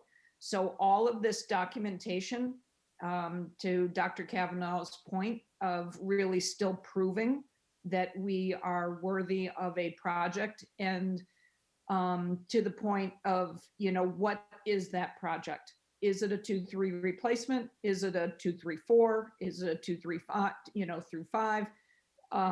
We don't know that, and that'll be part of that educational profile that will be put together. And of course, the enrollment projections, and then going through all the maintenance and capital planning. So there is a lot of documentation that needs to be done. We have a project manager that has been assigned to us from the MSBA who will work with us every step of the way to help us, define and refine what these deliverables are. And But it is a long process. Yes, even though the bulleted list looks like there are only 7 or 8 things, once you start to break down those 7 or 8 things, you realize that they are 70 or 80 things. And, maybe a nice illustration is that we got our project manager this morning assigned to us, and I think I've already exchanged 7 emails with her and had a phone call. So, it's been a busy day already, and it's only day 1 of a 5-year process. Any other questions? Joe? Yeah, can I ask a question about the funding mechanism? It strikes me as a little unconventional to do it that way. And I think everyone realizes that when there's $1 million to spend, there's a tax impact one way or the other, even if it's temporary. But I know at the end of it, if we're accepted in, it's reimbursable back to the town. But I guess I'm concerned about using the host community agreement stabilization fund. I thought that would be reserved for enrollment growth that could be tied back specifically to the legacy farms. I just feel like we've referenced that fund a couple times as a fallback for one-time funding, and it's meant to be there for the long-term growth of legacy farms originally, specifically, is what we had the developer create that for, that funding source. I know that they gave out a final one-time payment last year, and that caps any future payments, regardless of how much enrollment growth there is from Legacy Farms North. But why use the stabilization fund instead of just an article that asks the taxpayers to fund it directly and note that it could be reimbursed? Before we answer that, can I just, Mr. Rothermick, we have not received all of our payments yet, right, for Legacy Farms? I think that we have one. We haven't received them, but the amount that they eventually will be is capped, was my point. Correct. But our balance as of the town meeting, do you have any idea what that would be? Would it be significant? I mean, I have a number here, but I think for the community, for people to know that we have the money. Right. So we've received a couple of payments right now with interest, because of course the fund is receiving interest. The balance in that account is $2,129,000. We'll receive another $1,246,950 on July 31st, and another $753 and $50 on 12/31. So, excluding additional interest that of course will happen, the balance with those additional deposits will be $4,128,000. So in regard to why this fund, I'll let others talk too, but I really like this use of the funding. And the reason why I think it fits with the intention is that I think this is largely growth driven. I like that it is not money that would be used to sort of balloon an operational budget that we then couldn't support. It's a one-time investment to build capacity.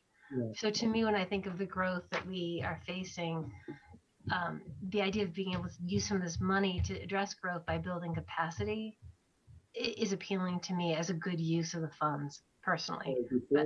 Before we debate it as a committee, could I ask Mrs. Rothermich to explain why that's the recommended funding source? To me, Elmwood, it's from 1964. We've been asking to get it in this pipeline for over a decade. It's not strictly new growth. It's because it needs to be replaced. At our last meeting, Mrs. Rothermich gave an excellent presentation about just the general need to maintain the building portfolio that we have, and that requires periodic investment in new buildings. The idea that there's no taxpayer impact is to me not really true, because if you use up that stabilization fund, then when we need it to actually fund growth-driven construction or other expenses for the schools, we will be going back to the taxpayers. So it's just where you take it from. Either way, it's taxpayer impact. But I guess my question for Mrs. Rothermich is would we be able to create an article that allows town meeting to define different sources, or is there a reason we couldn't just fund it from some other place other than the stabilization fund that's supposed to be focused on the new growth? The way the article is written, it does say raise and appropriate or use the stabilization. So it does give that option. So we do have that option. Okay, that's the type of wording I'm used to seeing at town meeting, is to raise and appropriate or other sources. Okay, that's better. Thank you. I think it's important that people keep in mind the Elmwood project, while we do have this enrollment growth, the Elmwood project would be proceeding whether we had growth or not because of the just need to maintain our building portfolio. Other questions? Other thoughts on the use of funds? So, Nancy? so I guess the use of the stabilization fund actually appeals to me to the extent that the legacy farms money was created for use in whole or in part related to the growth. And while I agree with Joe that we obviously have needed work done on this building for a number of years, the scope of the project is changed by the enrollment growth we've experienced. I also feel like while I recognize that down the road, the money not being there if we take money from the host community agreement, if it's not available down the road, it will ultimately impact the taxpayers. I think that right now there are a lot of people who are struggling with COVID-related difficulties in the economy downturning, and I feel like this is a good time to use the money that we have from that agreement. Like Amanda, like what you said, of not building something that is difficult to sustain, but also not putting in a more difficult position on taxpayers who are struggling. Leah? I basically wanted to say what Nancy said. You know, I know that our school budget ask is pretty big, but you know, it's required for our operational expenses and to continue to be as high quality as we are. But now we are in a position where we have to ask for more money. We have to, if we want this to happen, we have to get that money. And people are hurting, right? And so while I was very pro passing our budget because it was required, because I felt like our school district needs to function at the level it's functioning, I would prefer to, if it's a delayed burden, it's a delayed burden, but to not add more burdens this year. And it is growth. I mean, it may not be only growth, but it is growth, and our needs are larger than anticipated because of the growth. So I think that's it for me. Can I just clarify, and we haven't actually looked at the wording that you're looking for us to talk about, but Mr. Adamick, you mentioned it says raise or appropriate or use the stabilization fund. So who determines that? Would that be the select board that would determine the sourcing? Would the motion become more specific than the article, and the motion then direct to the stabilization fund, or how does that get sorted out?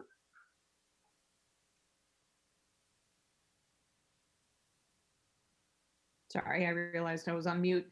The wording does give the option. The motion does point to the stabilization. So ultimately, the school committee does have control over that stabilization. So, but debt is something that the Board of Selectmen or the Select Board have control over. So it's just something to keep in mind. Is this a good time to look at the wording that you're suggesting? Or do you want to discuss generally the enrollment projections or the general project a little bit more? You know, I'd like to just state one last time that Legacy Farms is not fully built out yet. The payment that the developer made last year gets him out of any further obligation. Prior to last year, they would have paid, as each group of so many students were living there, they would have made a payment to the schools. That's been capped, and those payments will complete. And that fund will be needed as Legacy Farms North continues to build out and more school age students are in that development. So it's very tempting when there's a pot of money that you're saving for those future predicted growth needs that Dr. Kavanaugh just reviewed with us. It's very tempting to use that for every little thing that comes up. But we're going to wish we had it in a few years.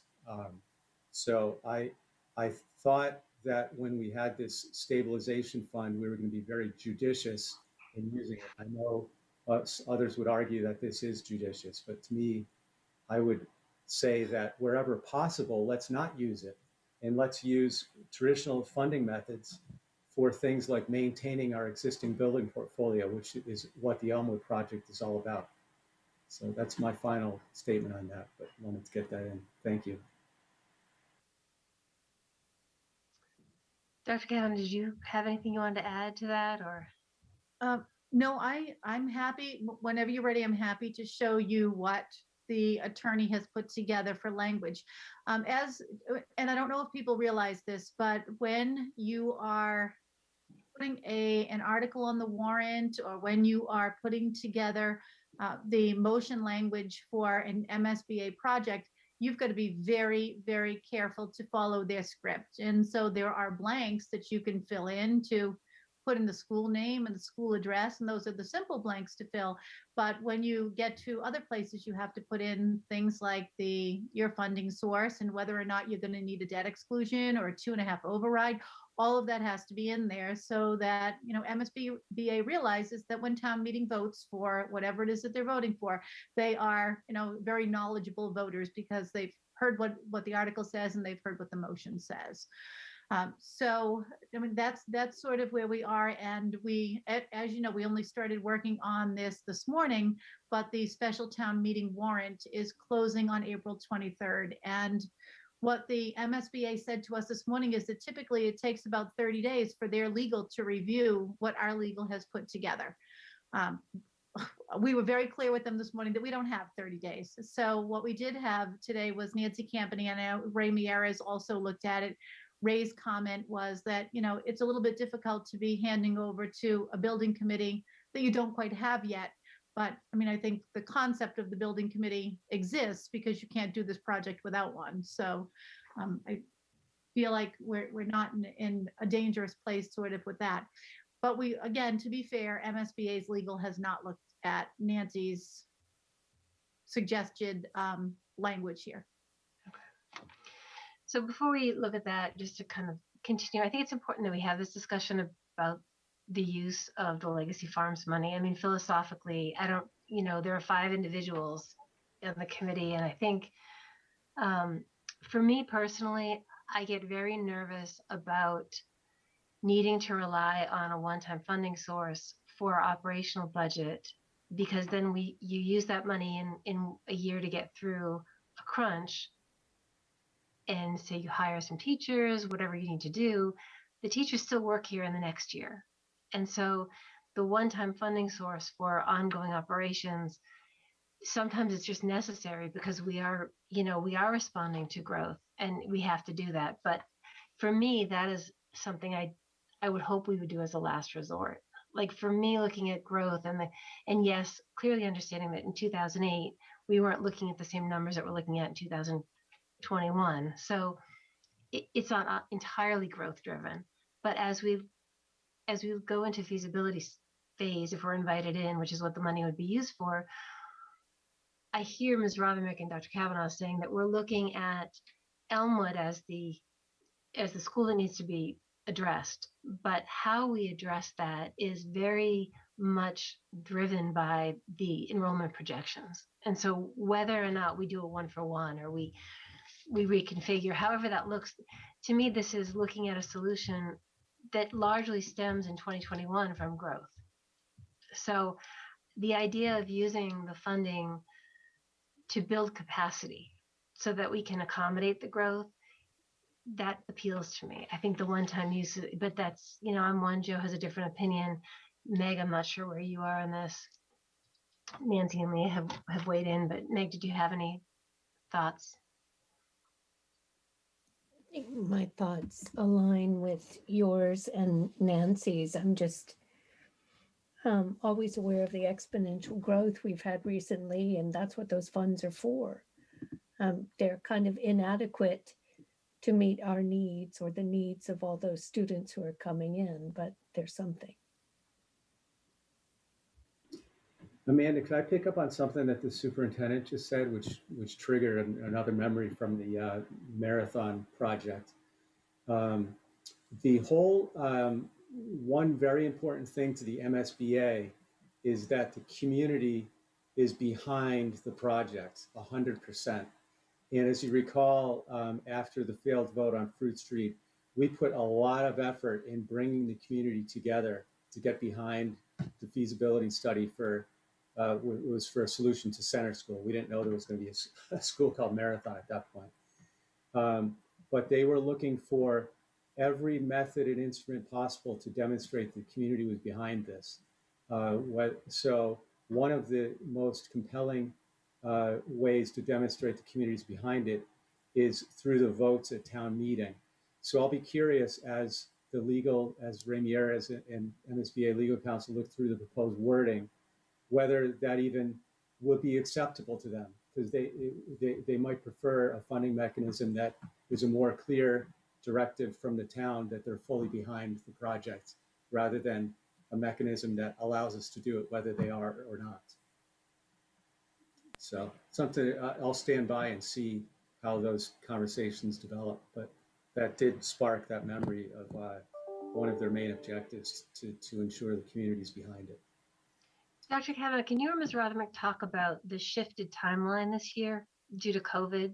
Because I think it's interesting how typically we wouldn't be in this crazy sprint right before town meeting. So if you could just talk about that a little bit. This is super unusual. The MSBA usually does their invitations in early December. So you would typically find out that you had been invited into the period of eligibility sometime in the first week of December. And due to, the COVID-19 outbreak and the pandemic, they were very slow in going, but they also noted in our meeting that they wanted to be sure that they had funding. I think to Joe's point much earlier, part of the reason why this is a protracted process is that they make sure they have funding in place for anyone that they invite in, and then they're sure that they have that funding going forward. So, even if it takes 540 days to get to, that phase where you're really looking very carefully at what does the building look like architecturally, what do the rooms look like in terms of design, all of those pieces, they still know that they have that funding for you. So they delayed inviting people in this year until yesterday.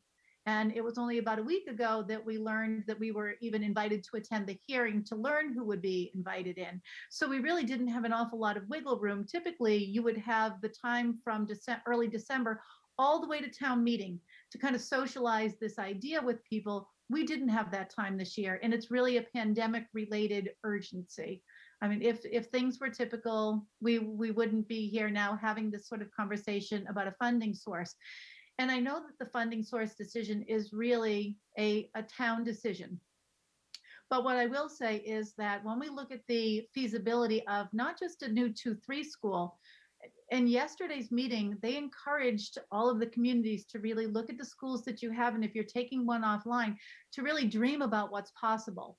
And I think that our ability to dream here as to what might be possible in grades 2, maybe even to 12, and kind of restructuring and reconfiguring grade levels and building use, I mean, that's something that comes along with this project.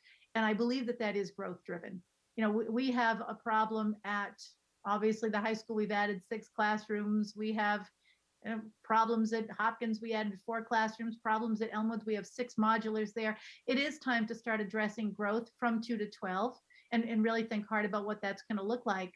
Not to mention that we have an article on the town meeting warrant to give us new classrooms at Marathon as well. The town does have a growth problem. So I would feel comfortable saying if the funding source were to be the host community agreement legacy farm stabilization money, I would feel comfortable saying that this is a growth related project. Not entirely growth related, but in very large part growth related. At least the feasibility study.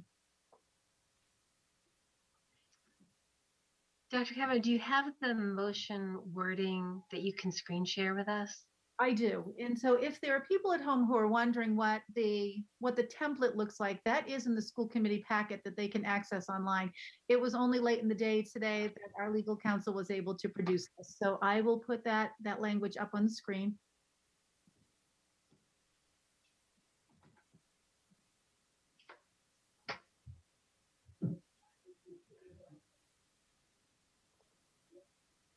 There we go. So this is what the warrant article would look like. And then the motion is down below. But the warrant article says, and if you'll indulge me, I'll read it aloud.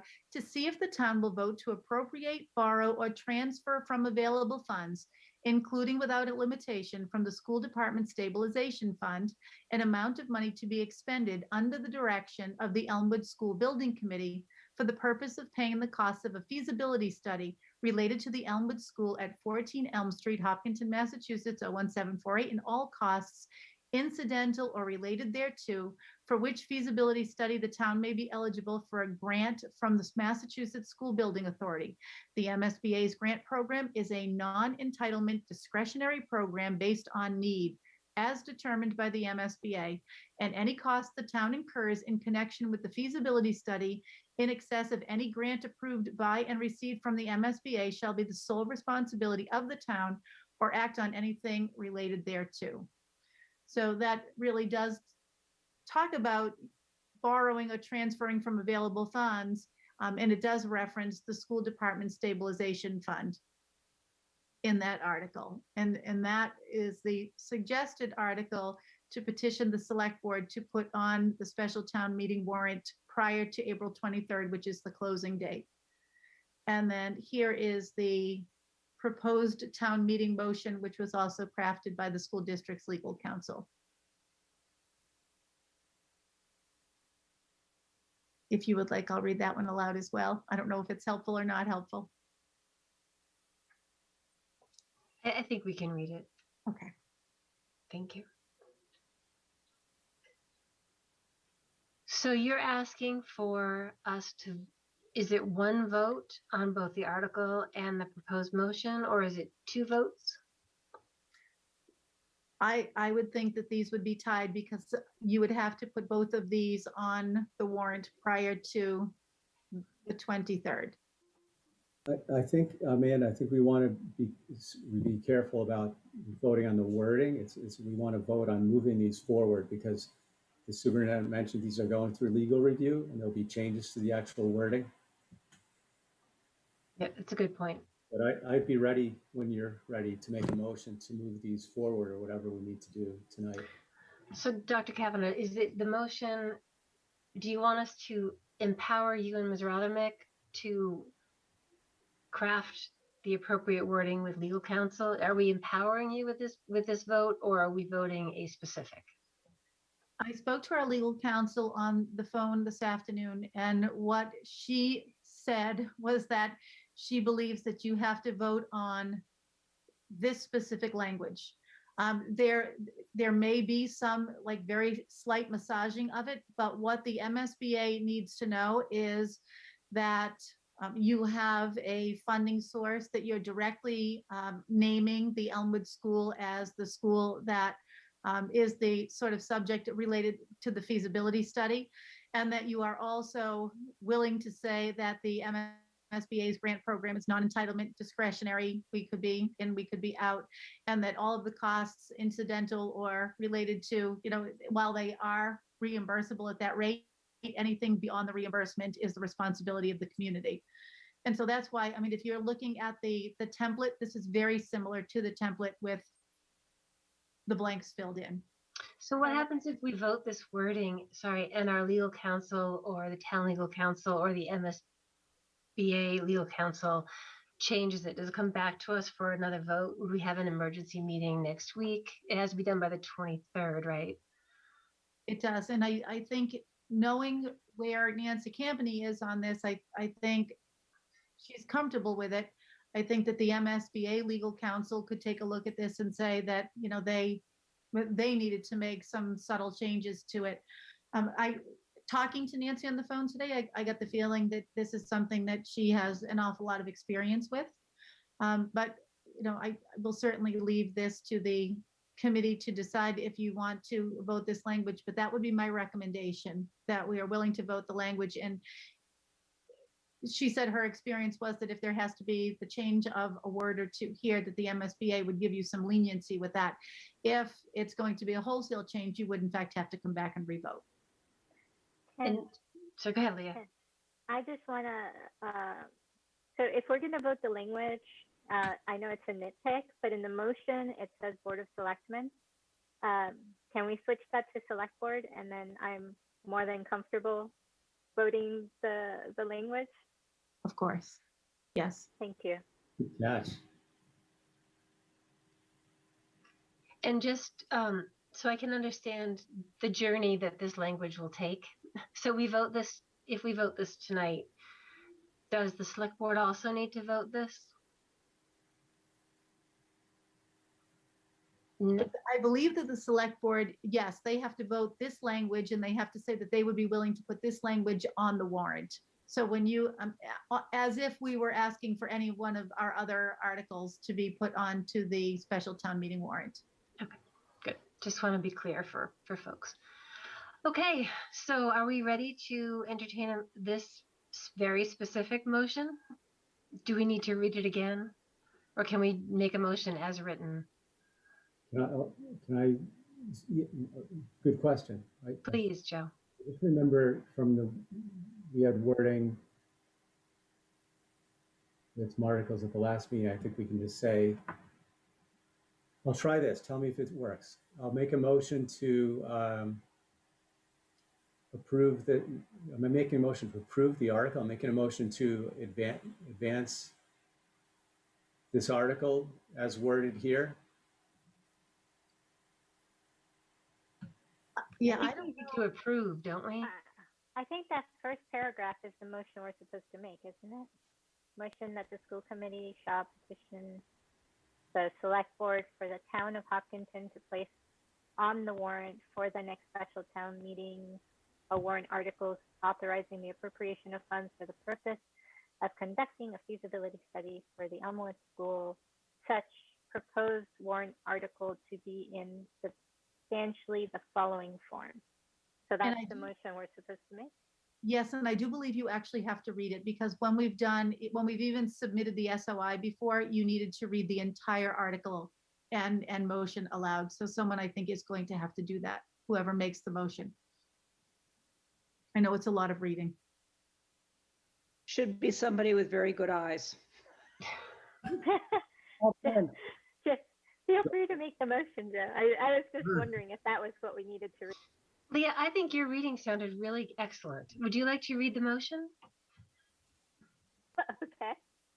All right. I motion that the schools committee shall petition the select board for the town of Hopkinton to place on the warrant for the next special town meeting a warrant article authorizing the appropriation of funds for the purpose of conducting a feasibility study for the Elmwood School.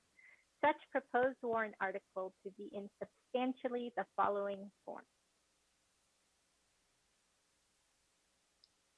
So moved. I think you have to keep reading, Leah.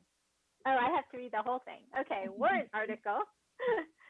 To see if the town will vote to appropriate, borrow, or transfer from available funds, including without limitation from the school department stabilization fund, an amount of money to be expended under the direction of the Elmwood School Building Committee for the purpose of paying the costs of a feasibility study related to the Elmwood School at 14 Elm Street, Hopkinton, Massachusetts, 01748, and all costs incidental or related thereto, for which feasibility study the town may be eligible for a grant from the Massachusetts School Building Authority. The MSBA's grant program is a non-entitlement discretionary program based on need as determined by the MSBA. And any costs the town incurs in connection with the feasibility study in excess of any grants approved by and receipts from the MSBA shall be the sole responsibility of the town, or act on anything related thereto. Thank you for that motion. Does anyone want to second? Second. Motion by Leah and a second by Meg. Is there any more discussion on this motion? Okay, I will take a roll call vote. Joe, Aye. Nancy, Aye. Meg, Aye. Leah, Aye. and I'm an aye as well, and that passes unanimously. Yay! Thank you for bringing this forward. Do we need to have any other discussion on this agenda item? Carol, are you where you need to be? No, I don't think you do. I think we're okay. Can I just say thank you? I mean, I'm completely new to the school committee, so obviously I didn't know about the previous, decade of turning in these requests and being denied. But thank you for your diligence. That's a lot of work you've put in to constantly be rejected and to still do it again the next year. And I really appreciate that, through your persistence, we managed to get this. So that's wonderful. Thank you. Well, thank you. And I can't take credit all by myself. I do have to thank Mrs. Rothermick and Mr. Person, because I will tell you that so much of what goes into that narrative are things that only Mr. Person could know, or only Mrs. Rothermick could know, given their knowledge of the buildings and their inner workings. So it's been great. Well said, Leah. Thank you. So we are moving on to the Lou and Kathy White Scholarship. Dr. Oh. Kavanaugh. Well, this one's very easy. Okay, so every year, the Lou and Kathy White Scholarship comes up, and the reason it lands on the school committee agenda is simply because the money comes out of the town treasury, which is just a little bit unusual because most of those scholarships do not. So I am requesting and recommending that the school committee authorize payment from the town treasurer for the Lou and Kathy White Memorial Scholarship in the amount of $500. So moved. Motion by Meg, Second. second by Nancy. Any discussion? Okay, let's vote. Joe, Aye. Nancy, Aye. Meg, Aye. Leah, Aye. and I'm an aye as well. Thank you for that. And just quickly on the school committee summer workshop training, for this purposes tonight, I just want to know if the school committee is interested in my looking into some training for the summer for us, specifically because last year, as I mentioned, we have 2 new members come on board, but in the middle of a pandemic and whatnot, we never actually did any sort of team building or any other kind of training that might normally happen. Typically, we use MASC to do this. So we've had good experience with Dorothy Presser from MASC, and so there is training available at our fingertips. I am particularly interested in, maybe some team building, but also we have a topic that's kind of hanging out there about self-assessment for the school committee, and they do have a module that they do on that. So it is late tonight. I just wanted to see if you're interested in my looking into things, and if there are any topics that are of particular interest to you. I guess in my head, I'm thinking maybe it would be a half day, like a half day workshop in the summer, a 4-hour get together, maybe even in person. Oh, sorry. Go ahead. No, you go ahead, Meg. Sorry. It would be great if you don't mind just researching a few options. Sure, and you can also, guys, can also take a look on the MASC website. They have all their workshops that are sort of canned, listed. We can craft one that suits us, picking and choosing, but it might jog some topics that are of interest if you look at their list. Well, I did, Amanda, and they don't have clown training. They don't offer everything.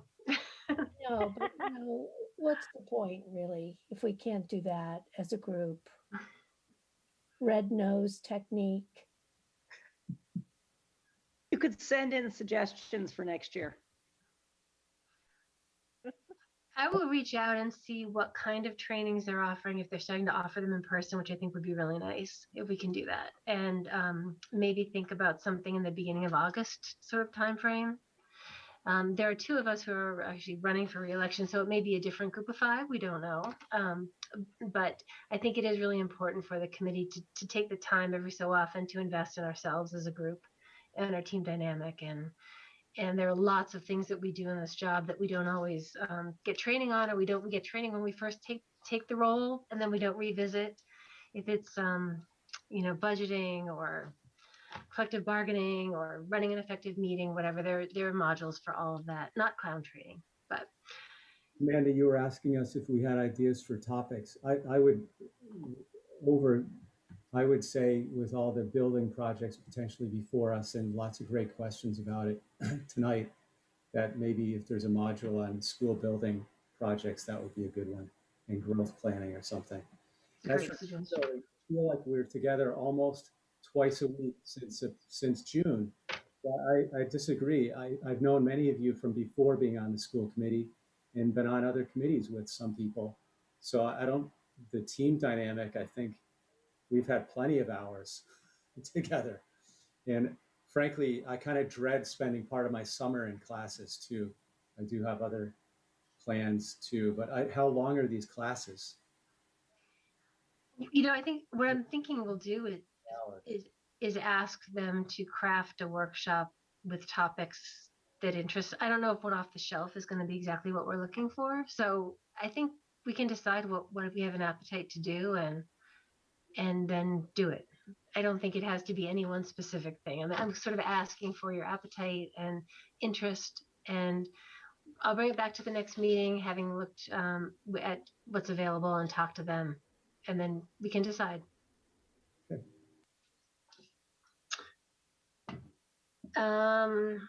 Future agenda items.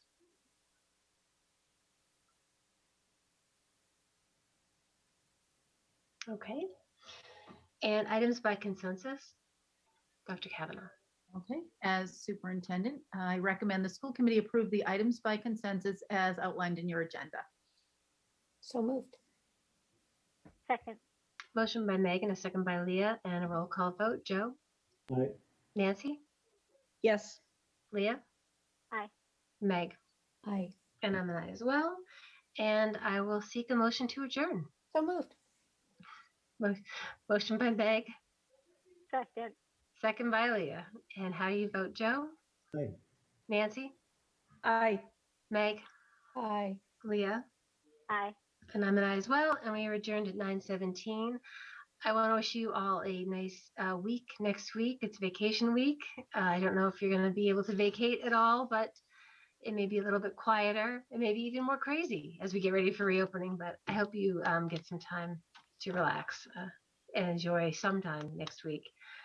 And we will be back on May 6th, just for the community. We have a public forum on school choice on May 6th. Oh, sorry, we're back before then. That's future meetings. We also have one in April, right? April 29th. Yeah. We have an April 29th meeting. It's not on our packet. We have an April 29th regular meeting, a public forum scheduled for May 6th, and another meeting on May 20th. Okay. Good night, everybody. Thank you, and thank you to HCAM.